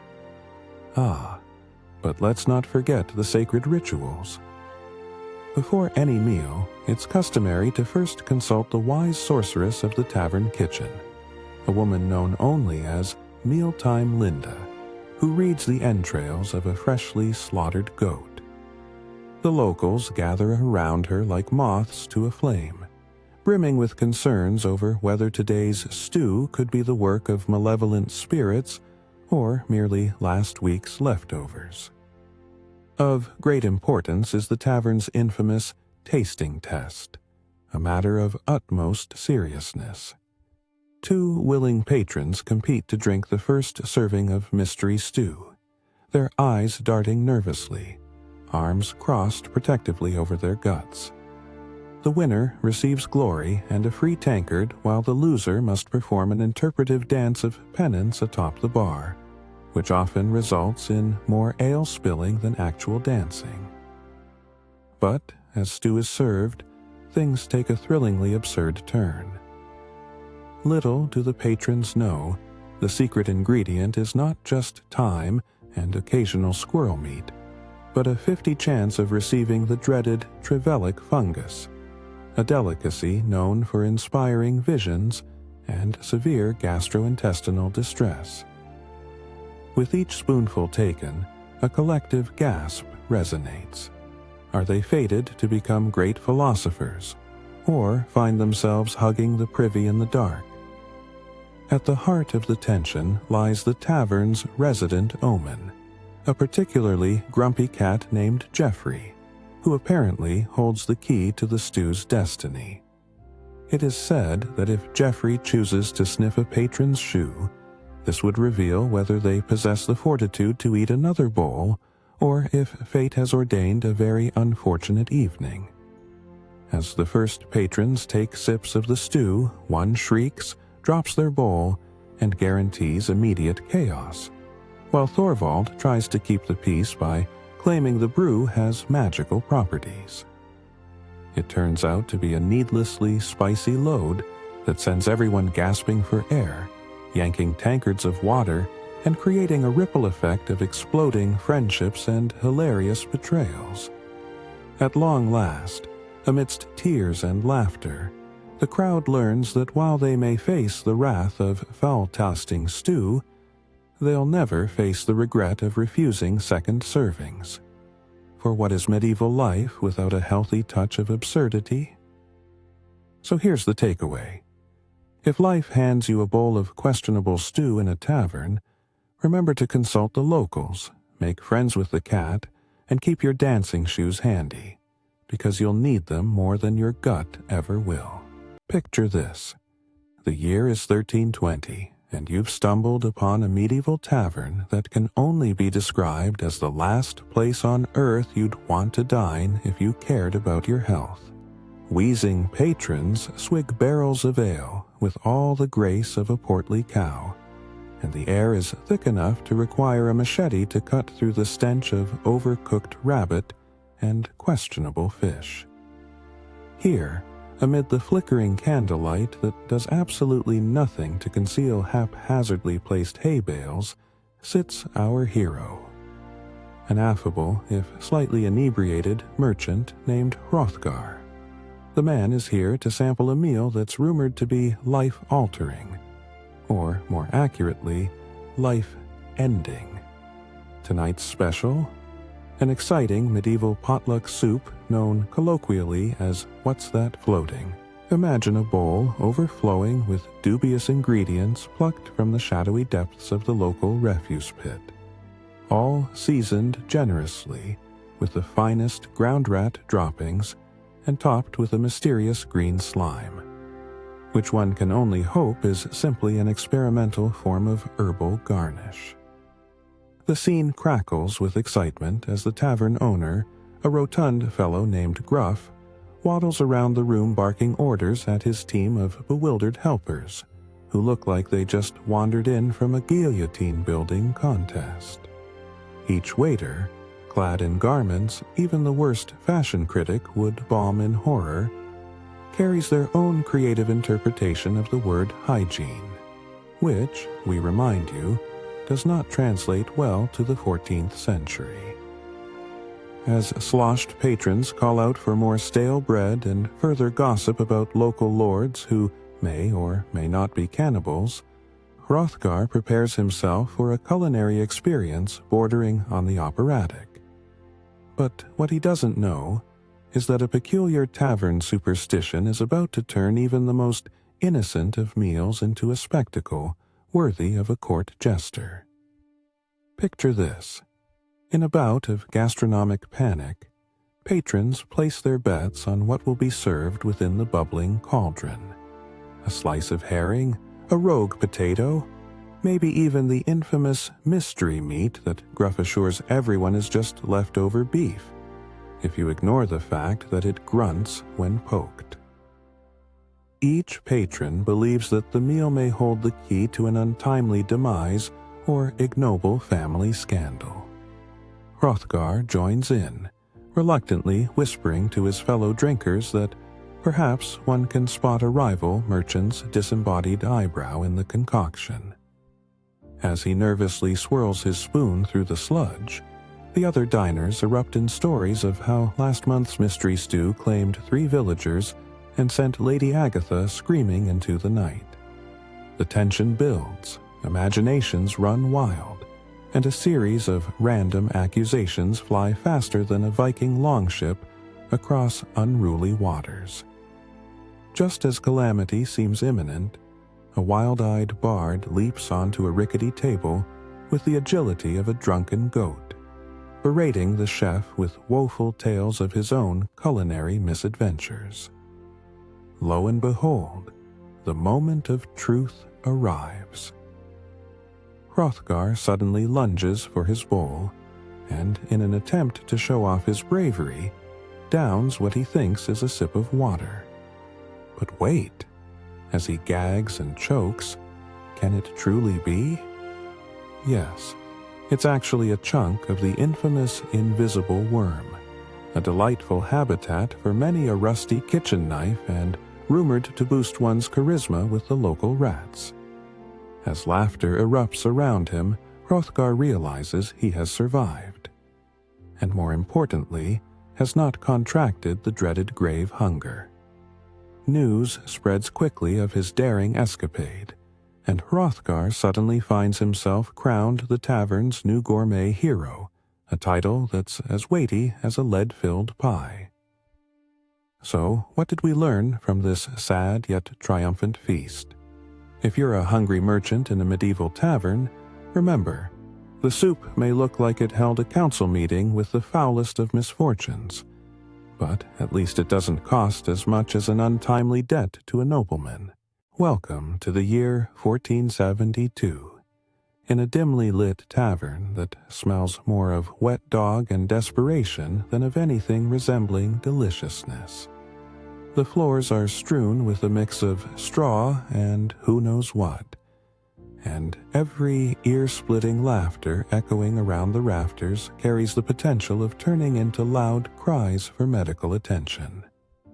Meet our protagonist, Reginald the half-drunk, whose primary occupation is to ensure he occupies the coveted throne of the tavern's resident drunkard, a title fraught with competition, mainly from the local goat herder, who takes his liquid bread a bit too seriously. On this particular night, Reginald has just set his sights on the tavern's newest concoction, the house special ale, brewed from ingredients that could only be described as a medieval experiment gone wrong. It bubbles ominously, clouded with yeast and unidentifiable herbs, creating a scent so intoxicating it may both invite and repel every single patron in the vicinity. Reginald squints at the frothy concoction as if trying to decipher the meaning of life, And what life is worth if it ends with a 3-day hangover? As the mug arrives, the assembled crowd falls silent, expecting a spectacle. Much like unshed tears, anticipation hangs in the air, cut only by the gurgling of a patron who misadjudged his last sip. Reginald grins, a mighty grin made of conviction and alcohol, and lifts the mug in a toast that could conflict with the Geneva Convention on Health and Safety Standards. Anyone who has ever set foot in a medieval establishment will tell you they are rife with all sorts of peculiar rituals. Before any drink, there must be an elaborate song sung by the tavern singer, tunes that usually include at least one verse on how the local lord is fat, followed by a second on the best ways to dodge his taxes. Tonight, however, a spontaneous superstitious rite unfolds. A wart-scarred old woman emerges from the shadows, raving about the ale being cursed. A collective gasp fills the room, echoing off the alescented walls. Only slightly daunted, Reginald feels an urge to live dangerously. Half-drunken merriment gives way to drunken paranoia as the patrons debate the existence of hexes. One begins to recant tales of an ancient witch who was turned into a keg after brewing a particularly potent batch of dandelion beer. Regrettably, this included her pet rabbit, who apparently wasn't happy about it either. The tension builds, stoked by each ridiculous anecdote, and the ever-so-threatening old woman now brandishing a crusty broomstick as if it were Excalibur.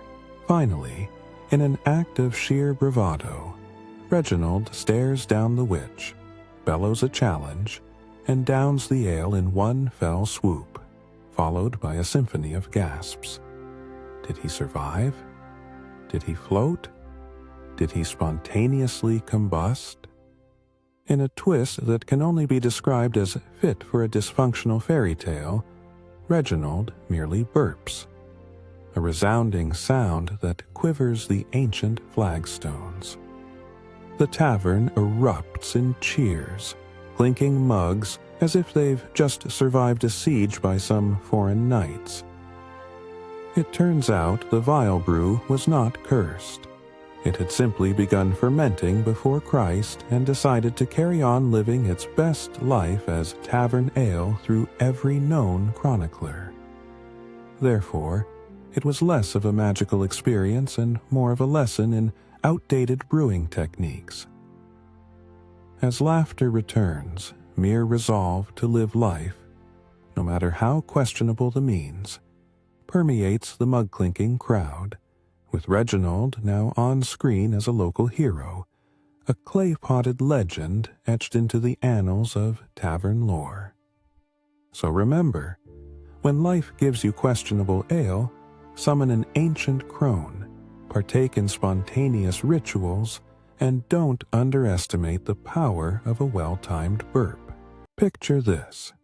It's a drizzly evening in 1347, somewhere in England, where the only thing thicker than the fog is the scent of something suspiciously stew-like. Welcome to Ye Old Flourishing Flagon, a tavern so renowned it's been flagged by the authorities for harboring both patrons and potentially dangerous microorganisms. The flickering candlelight casts shadows that dance like the families of patrons regretting their decision to skip dinner at home for some overpriced pottage. As you walk in, the air hits you like a medieval mean-spirited joke, a heady blend of ale, wet dog, and whatever last night's dinner morphed into. There's a soundtrack to this debauchery, too. The raucous laughter of peasants mixing with the somber moans of the occasional drunkard who has mistaken his pint for a pillow. In the corner, an elderly bard strums a lute, creating tunes that wouldn't seem out of place in a very avant-garde nightmare. Key characters? The tavern keeper, a burly fellow known as Bran the Unhygienic, who has perfected the art of scrimmaging both coins and conscience. Then there's Tilly the Toothless, whose smile could frighten an army, and of course, the local lord, Sir Blunderclap, who fancies himself a culinary critic despite having called a dish of boiled cabbage gourmet. The food, oh, that glorious centerpiece of advanced digestive debates. Tonight, the tavern features a delectable dish lovingly dubbed Mystery Meat Pie, filled with assorted meats, or, as the banner outside theatrically claims, whatever's left over. The anticipation in the room builds as Bran the Unhygienic proudly carries out the steaming pie, which emits a cloud of steam reminiscent of a dragon's breath, or perhaps just the remnants of last week's brew. Curious patrons lean in closer, their eyes gleaming with a mix of hunger and horror. Superstitions loom large. Locals gesture wildly, warding off imaginary dragons, while Tilly insists that every pie must be blessed by the kitchen cat, now presumed missing. Then, chaos reigns. Just as the Lord attempts to take his first dignified bite, Bran accidentally trips over his own boot, launching the pie of doom into the air, where it lands with a splat atop the head of the town blacksmith, who had just been minding his own business. The tavern erupts in laughter as the blacksmith stands, paralyzed in disbelief, sporting a rather fashionable meat and pastry crown. In a moment of unexpected clarity, the bard pauses mid-strum, looks at the bewildered blacksmith, and sings, "Fear not, brave lad, your culinary fate is pie another tale of woe." This only ignites further merriment, and soon the blacksmith, realizing he's become a local celebrity, raises a toast to the gods of tavern life and the rapidly disappearing pie of doom. So, what did we learn from this tapestry of food fiasco and drunken delight? Life in the tavern may be unpredictable, like the ingredients in the mystery meat pie, but the true treasure lies in the camaraderie gained over shared misfortune and the occasional flying meat. So, should you find yourself in a medieval tavern, always duck, not just from swords, but from poorly balanced pies, because that's how you know you're truly living the honest, humble tavern experience. The year 1365. The place? A haggard medieval tavern so rustic it practically comes with its own set of termites. Tonight's featured entertainment? A one-man show starring ye old ale barrel with a side of drunken regrets. Stepping inside this wooden wonder is like entering an early episode of Hell's Kitchen, but with less Gordon Ramsay and more unidentifiable meat. The lighting is provided by flickering candles whose chances of setting the place ablaze are about as high as the local taxes, and the air is an intoxicating blend of smoke, sweat, and possibly rat droppings. And the sound? Oh, the sound. The cacophony of raucous laughter, shrieking barmaids, and the occasional squawk of an injured chicken all melting into a symphony of chaotic bliss. Meet the locals, a motley crew of knights nursing their ego wounds, a few peasants contemplating the nuances of life at the bottom of the social ladder, and the ever-looming figure of the innkeeper. A rotund man who carries the wisdom of ages, or at least the remnants of multiple feasts on his waistline. His pride? A dish called mystery stew, which is practically a dare on a plate. Moderately cautious, a traveler named Cedric decides to take the plunge. The stew is served in a bowl that looks like it's been in a bar brawl or two, or possibly a fist fight with a trencher. An enticing aroma wafts up. It could either be meat, lentils, or something that once roamed the earth? Cedric hesitates. What mysteries await him within this bubbling cauldron? As Cedric peers inquisitively into the stew, the innkeeper leans in conspiratorially.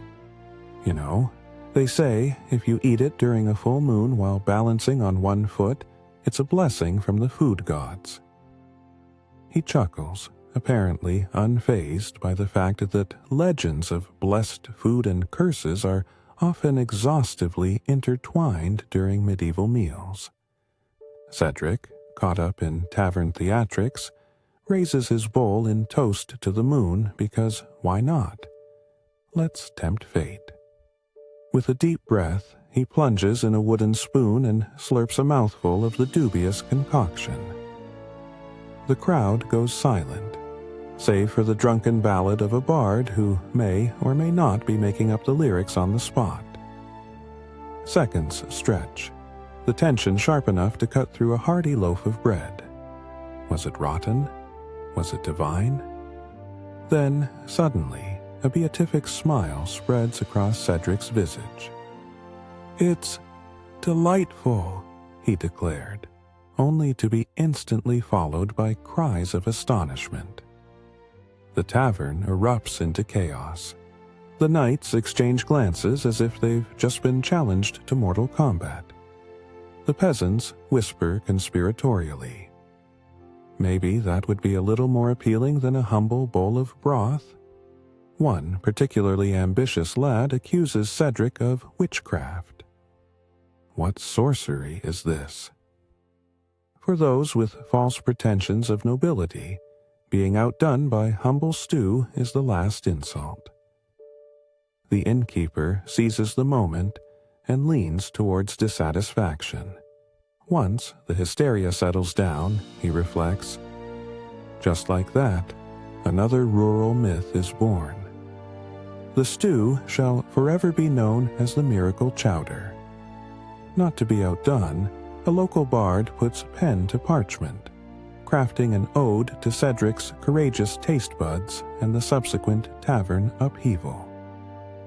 And thus, in the grand tradition of overzealous tavern legends, several mugs of ale later, Cedric becomes the talk of the town.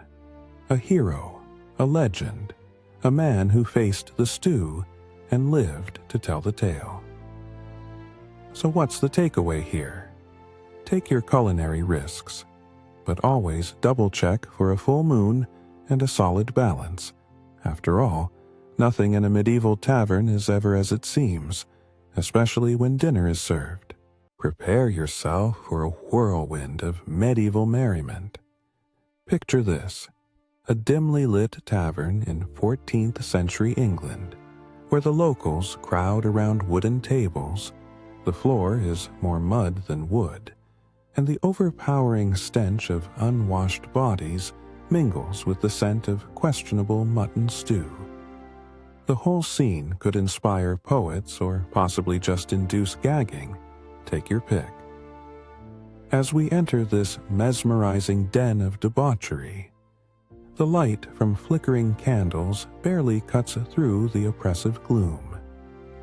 It dances cheekily around the murky tankards of ale and the plates of slop plopped carelessly in front of happy, if slightly unhinged, townsfolk. And oh, the sounds. The raucous laughter, the slapping of backs, and the not-so-gentle thud of a drunken patron landing face first into the hay-covered floor. Truly, this is the symphony of a society that believes personal hygiene is a myth, and that ale is an acceptable breakfast drink. Meet our key cast, the tavern keeper, a rotund fellow with a beard that doubles as a wildlife sanctuary. Old Greg, the local bard who seems to think that tuning his lute is entirely optional, and of course, a gaggle of poofy-feathered hat enthusiasts who appear to be engaged in an aggressive debate about the best way to avoid becoming a troll's breakfast. And then there is the food. Ah, yes, the culinary cornerstones of medieval dining. Today's offerings include something they call a mutton pie. The 14th century, a time when the concept of fine dining revolved around how many pig parts one could shove into a pie while still managing to keep at least 3 teeth.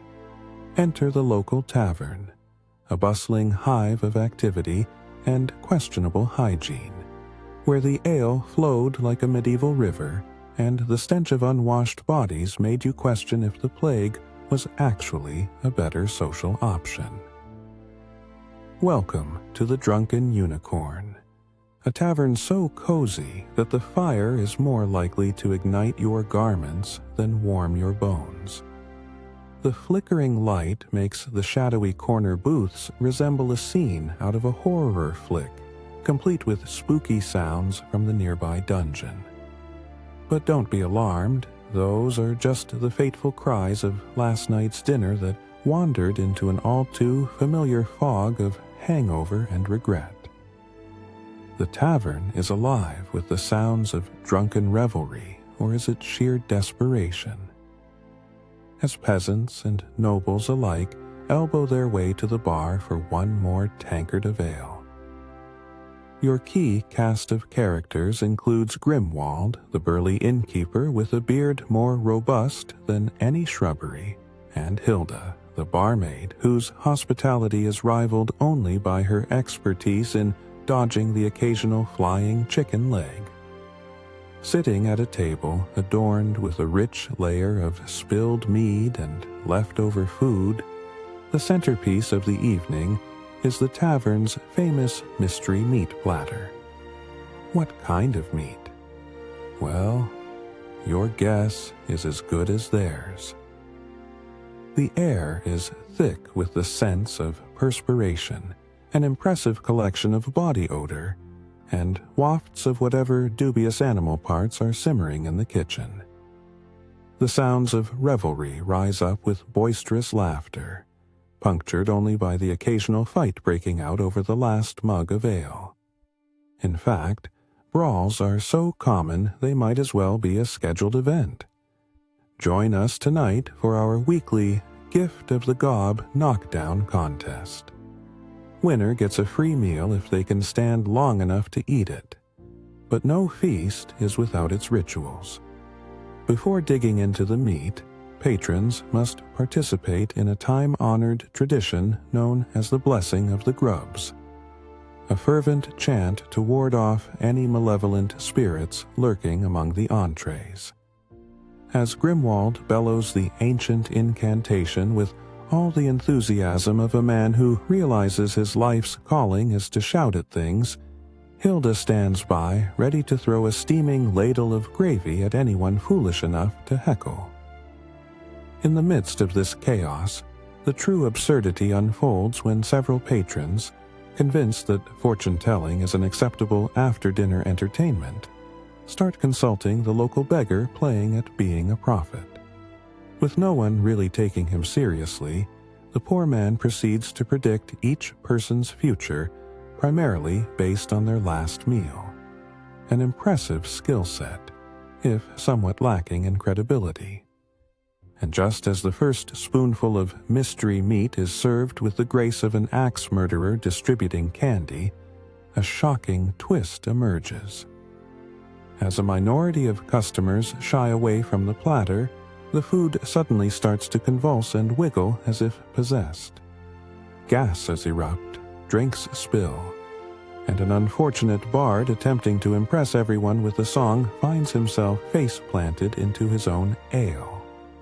Turns out, the meat wasn't mystery per se. It was just so fresh that it was still alive.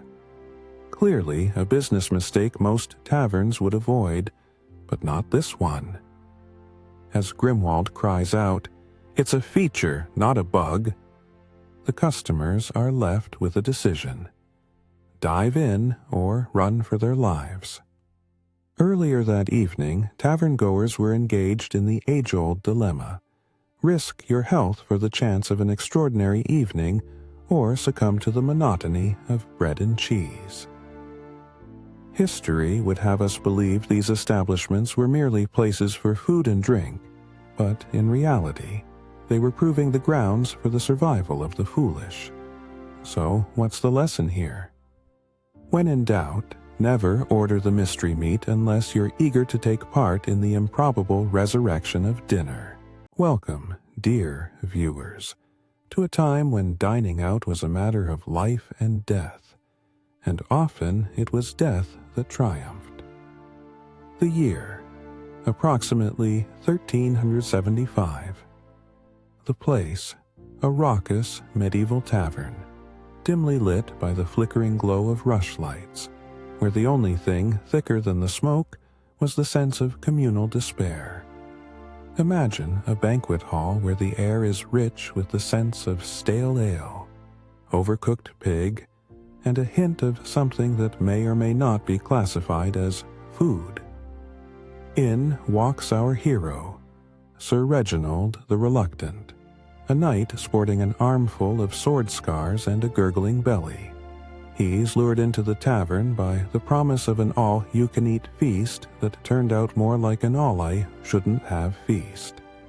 At the center of this proverbial carnival of cuisine, a giant cauldron bubbling with what the locals assured him was stew.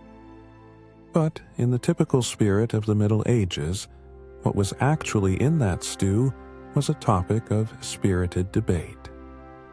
The atmosphere was rife with sound, the clinking of crude pottery, the hollering of patrons whose grasp of personal space was as loose as their grasp of basic hygiene, and the occasional scream from the kitchen suggesting the roast was wrestling with the chef. The evening was set up for triumph, or utter catastrophe. Of course, before one can dive headfirst into the cauldron of regret, Sir Reginald had to navigate the peculiar medieval dining rituals. First, he was told he must bless the stew. A robed tavern priest, who may or may not have been the actual cook in a disguise, mumbled a lengthy incantation that promised divine protection over the meal, while simultaneously assuring patrons that gods do indeed have a sense of humor when it came to gastronomy. Sitting among a crowd that could only be described as part drunken revelers and part lost souls, Reginald eyed the stew suspiciously. What was that floating in there? Was it a piece of potato? A rogue rat? No one could really tell, but each patron had their own theory. Little children clutched their wooden spoons like they were shields against the unknown. Old men muttered prayers into their tankards as if the ale could grant them absolution from whatever advanced culinary misfortune awaited them. The ambiance was one part camaraderie, one part high-stakes gamble. Tension rose as Reginald reluctantly dipped his spoon into the bubbling cauldron, accompanied by his personal food taster, a haggard fellow who made a living quite literally by making the wrong decisions. If the stew had an intention to kill, the taster would be the first to go. So he eyed it with a mixture of horror and resignation akin to that of a mouse observing an incoming cat. But in for a penny, in for a pound. The taster scooped an exaggerated ladleful, and nothing happened. Well, not immediately. The court did see a slight grimace cross his face, maybe too much time, before he delivered the verdict. "'Tis only a mild convulsion, fear not." However, panic was not far from the surface. Was that a wisp of poison? The townsfolk weren't reassuring. They started exchanging urgent glances. Whispers of curses wafted through the fog of simmering herbs. The knight's resolve wavered. Predictably, the tavern erupted into chaos. Hasty attempts were made to defend the pot. A riotous debate ensued over whether to add more cumin or throw in an offering to the ancient gods of digestion. Then, a brilliant tavern wench stepped forward, swinging a sack of oats, proclaiming we'll just have to feed them to the pigs and call it a culinary breakthrough. But just as tensions reached their zenith, the tavern keeper made the most noble and slightly desperate decision. He fortuitously shaped that stew into stew cakes, declaring it a new trend to eat for both style and survival. The patrons cheered. Well, most of them. After all, some food was better suited to become weapons than meals. And so Sir Reginald emerged from this harrowing experience with only slightly elevated blood pressure and a newfound respect for bread, preferably of the prepackaged variety. In the end, the tavern echoed with laughter and the sounds of joyous biting, which was a miracle considering what had happened moments before. So what have we learned from this thrilling adventure through culinary calamity? Simply put, eating out in the Middle Ages is a gamble best left to the brave, the bold, and ever so slightly insane. Or, as they say, if you can't stand the heat, you might just end up delivering your own stew to the pigs. Ah, the 14th century. A glorious time when hygiene was suspiciously optional, and the concept of cuisine looked like a prank gone wrong. Picture this: a dimly lit tavern somewhere in England reeking of wet dog, stale ale, and a hint of existential dread. It's a Friday night, if you can even call it a weekend, where peasants gather, a tender reunion of the reasonably impoverished to indulge in what passes for gourmet. As you step inside, the flickering candlelight dances on the dirt-lodden walls, highlighting the greasy tables that serve a dual purpose: dining and, if you're particularly unlucky, a makeshift hospital. Today's main attraction? A rustic surprise known affectionately as mystery meat stew. The menu is about as official as a fairy tale, written in questionable script on a chalkboard that hasn't seen a rag since the last plague. The tavern is alive with the raucous sounds of laughter, and by laughter I mean the kind that tips precariously close to madness. A bard strums a lute in the corner, melodically lamenting the all-too real fear of not only starvation, but also being devoured by the very people you shared bread with. Wrapped in aromas of questionable fermentation, the patrons raise their mugs in solidarity, clinking, to the survival of taste buds. But let's focus on the culinary centerpiece, the mystery meat. Is it beef, goat, or perhaps some sort of off-brand elf? Who knows? The cooks in the back wield utensils like medieval weapons, their aprons resembling a pollution accident. The stew bubbles ominously in a copper pot that may or may not have a hidden agenda of its own. Tradition dictates that to eat is to venture into a culinary horror show unless your stomach is equipped with nerves of steel and a dash of desperation. Why the fear, you ask? Let's unearth the quaint and quirky rituals surrounding food in this delightful pre-Renaissance era. Some patrons believe that before eating, all condiments must first be blessed by the local priest who, let's be honest, has seen better days. If the blessing fails, one might accidentally end up with worse than a simple case of indigestion. Think hauntings by their last meal. And sightings of incomprehensible flatulence are rumored to stem from this very practice. The tension rises dramatically as the tavern's self-declared food critic, a toothless man dubbed Gus the Grime for reasons that are depressingly clear, takes a hesitant first bite. The crowd holds its collective breath as he chews. Seconds stretch into an hour. Mugs freeze mid-chug. Has the mystery stew finally claimed a victim? Suddenly, Gus's eyes pop wide open. He stands up. a tower of fear and regret. "It's a truly divine culinary experience," he exclaims, his voice echoing through the tavern, though the crowd's subsequent cheers are more bewildered than celebratory. It turns out he mistook the food poisoning for a solid gastrointestinal awakening. However, no one dares correct him.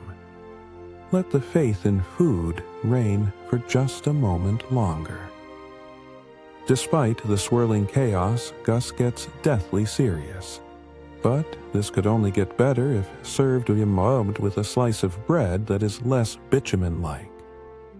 The audience erupts into drunken agreement, raising their mugs as though the future of flavor depends on this next loaf. In the end, it transpires that the only true horror was the culinary experience itself, a snapshot of a well-meaning society that clearly didn't have the luxury of gluten-free options or dietary restrictions. Instead, they raised their tankards to endure their fate. So what did we learn today? In the end, eating should never take away your sense of dignity, unless you're at a medieval tavern, and then it's just part of the charm.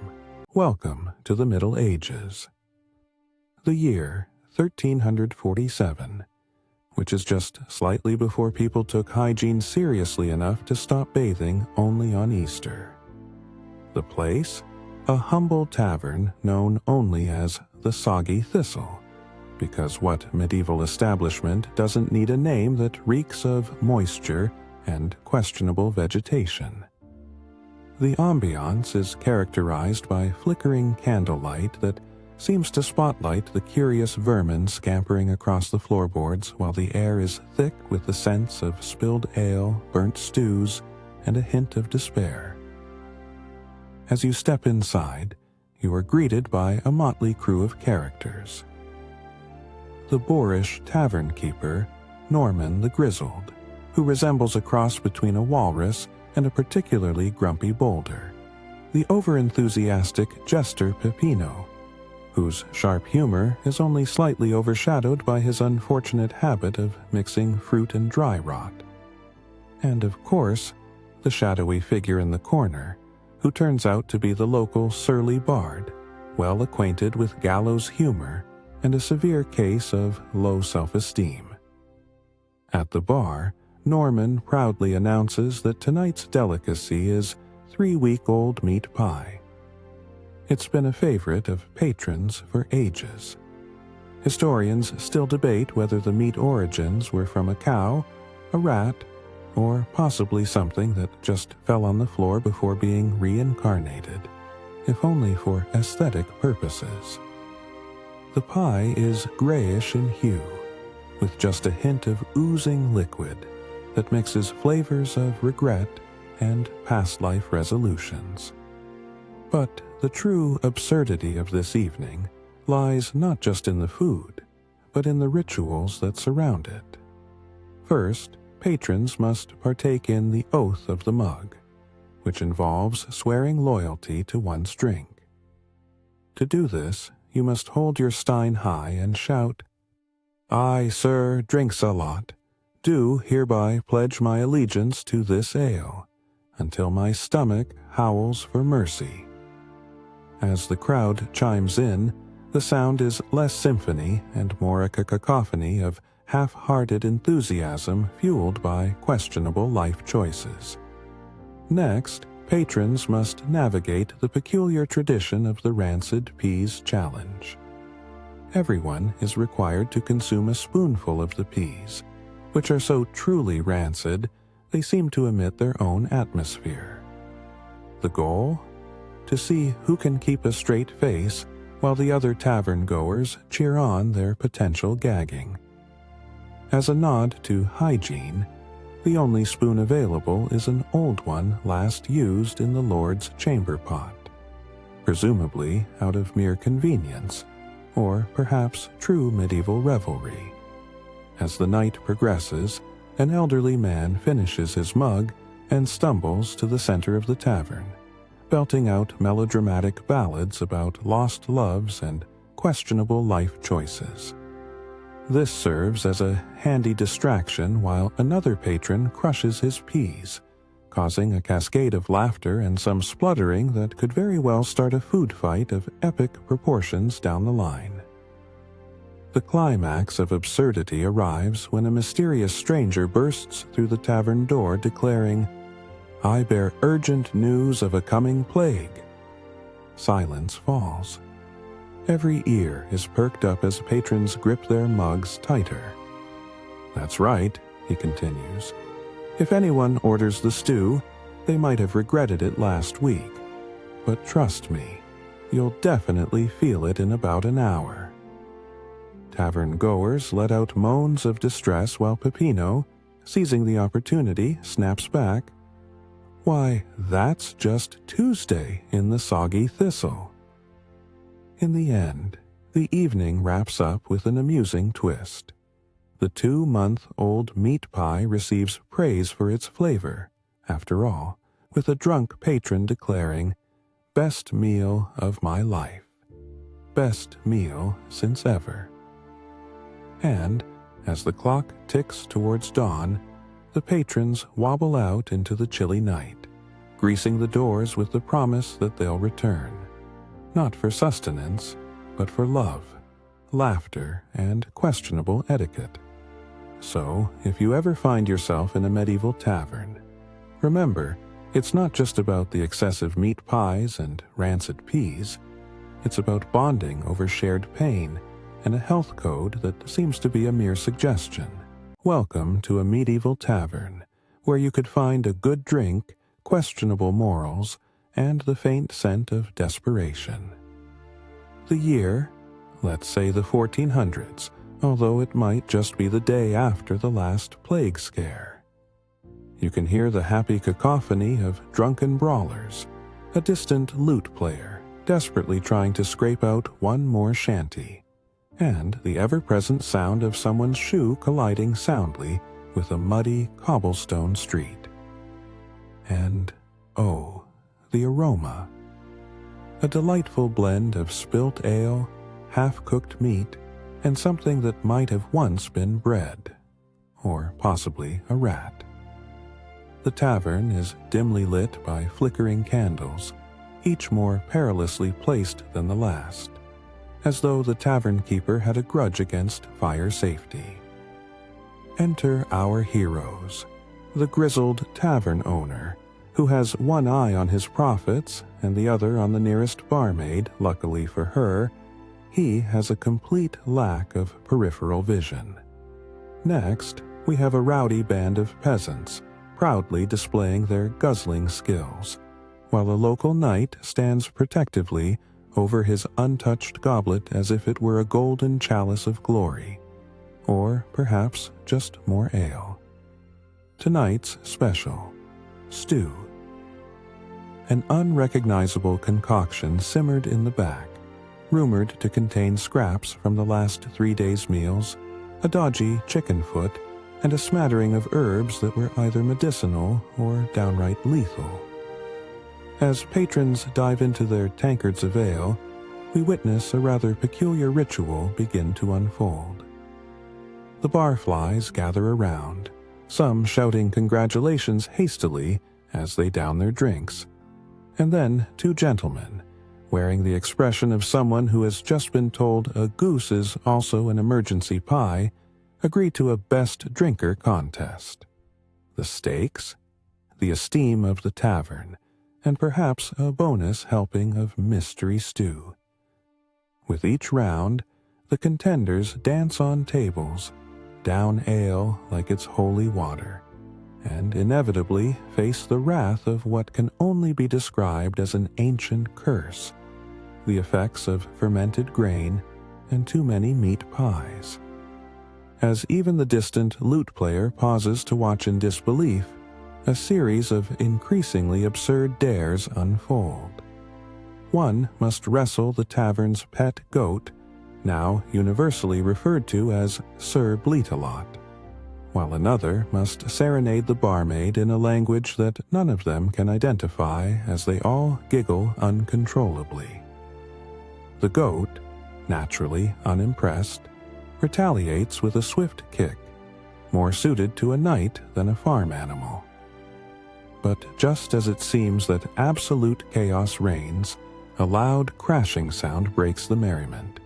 The entire drinks shelf collapses in a picturesque waterfall of ale.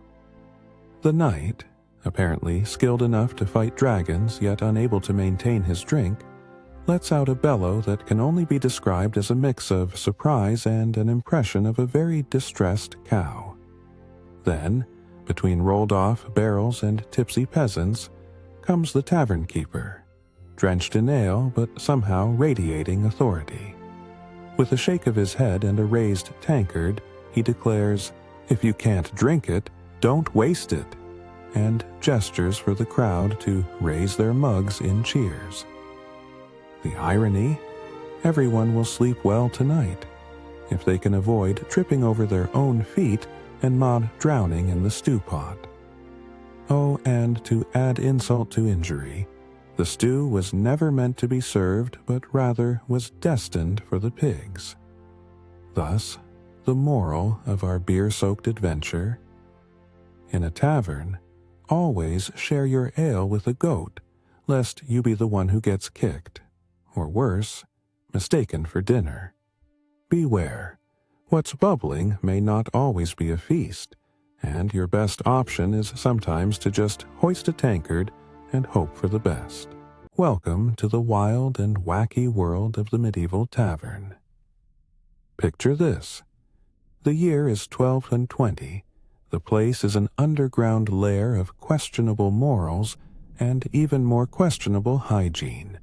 Basically an ancient happy hour with the promise of faint hope and illness on the side. As you enter, the flickering candlelight dances eerily around the room, casting ominous shadows that are sure to bring a sense of impending doom to all patrons. The air smells strongly of a puzzling mixture of ale, body odor, and the vague scent of mercy-killing desperation. In the far corner, we meet the resident brawler, a burly man known as Reginald Smells Like Badger. His beard thick enough to host an actual ecosystem, and right next to him, Lady Isolde, the tavern's unofficial matron, whose hospitality extends only slightly beyond ensuring you don't die in her establishment. Between them lies a banquet of medieval delicacies.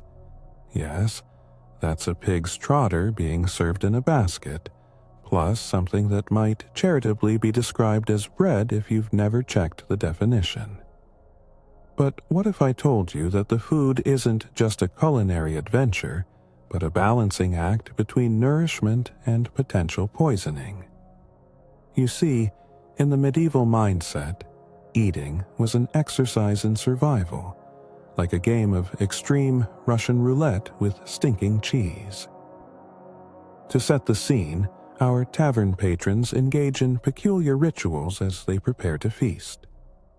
First, there's the sacred ritual taste test, where the unfortunate fool chosen as the food taster has the honor, or misfortune, of sampling every dish.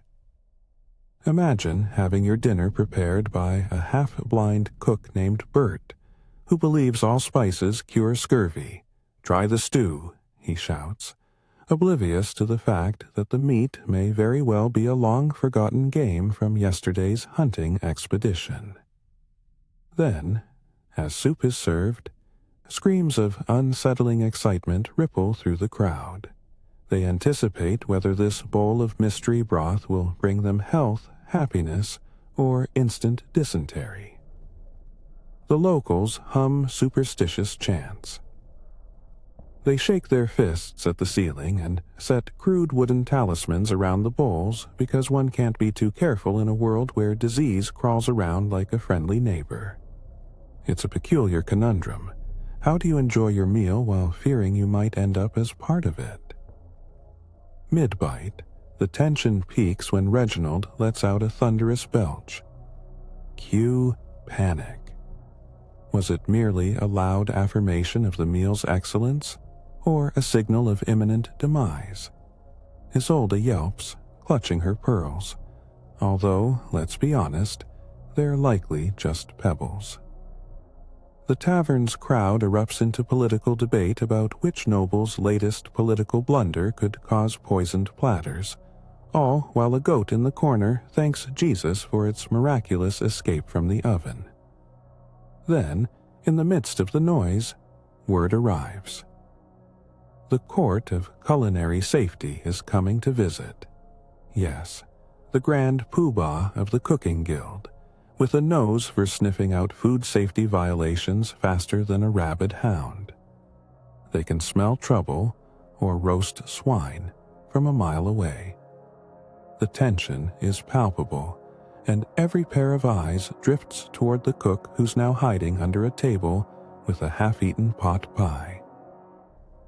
In the chaos, one brave soul decides to taste the slightly glowing soup.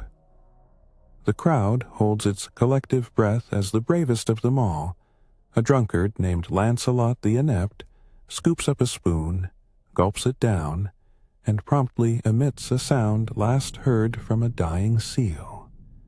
The tension dissolves into raucous laughter. Lancelot's belly is now the talk of the tavern. Incredibly, the soup is deemed safe, as if by divine intervention, and everyone rejoices until they remember the goat is still lurking. Ah, the debilitating uncertainty of medieval life, where success in a tavern is determined by luck and a goat's ability to evade death. So remember this important lesson. Always check your stew for malevolent goats before calling it a night at the tavern, and for heaven's sake, never underestimate the power of a good grog. It could just save your evening. As we draw our tankards low and stumble out into the absurdity of medieval life, let us take a moment to reflect on a truly noble venture. The intricate delusion we humans maintain regarding our control over animals. Picture this, if you will. Brave knights and densely muscled farmers attempting to tame the wild beasts of the local woodlands, while believing that their trusty steed or devoted hound is completely at their mercy. Delusional indeed. For in the grand theater of animal vengeance, history is rich with tales of retribution plotted and executed by the very creatures that humans presumed to dominate. Consider, if you will, the famous incident of the cats of Paris in the 13th century. Was it not precisely their feline disdain for human authority that sparked riots, causing our heroic ancestors to realize that conquering a cat was akin to attempting to breathe underwater while carrying a stone? Or who could forget the infamous horse revolution of 1492, where horses took it upon themselves to sabotage the cannon fodder roles they were assigned, curiously choosing to finish their hay instead of following into battle. Truly, mankind's hubris knows no bounds when we insist a loyal dog, once granted a bone, is content while eyes dance with mischief, plotting an elegant coup, waiting for just the right moment to exact revenge for all those times we closed the treat jar without sufficient apology. And so, dear friends, as we consider the myriad of ways animals have exacted their vengeance upon our unsuspecting historical figures, we arrive at a critical, tongue-in-cheek lesson. Perhaps even an ancient wisdom. Maybe that canine isn't simply showing joy as he wags his tail. Perhaps he is winding up, ready to unleash a flurry of uncontrollable enthusiasm, or even a well-placed bite upon an unsuspecting observer. For, in the taverns we've just exited, while knights and bards were trying to woo their fair damsels with raucous tales and beers laced with questionable ingredients, the faintest rumbles in the shadows may have hinted at furry conspirators preparing for their day of reckoning. And finally, as we toss back those last remnants of ale, let's consider the mysterious case of Nefertiti, whose disappearance serves as a reminder. Even those with unimaginable power can vanish quicker than the ingredients required to create a truly edible medieval stew. So, as the bard whispers haunting tales of her fate while a dog quietly calculates its next act of genius, we are left with the lingering truth of our existence.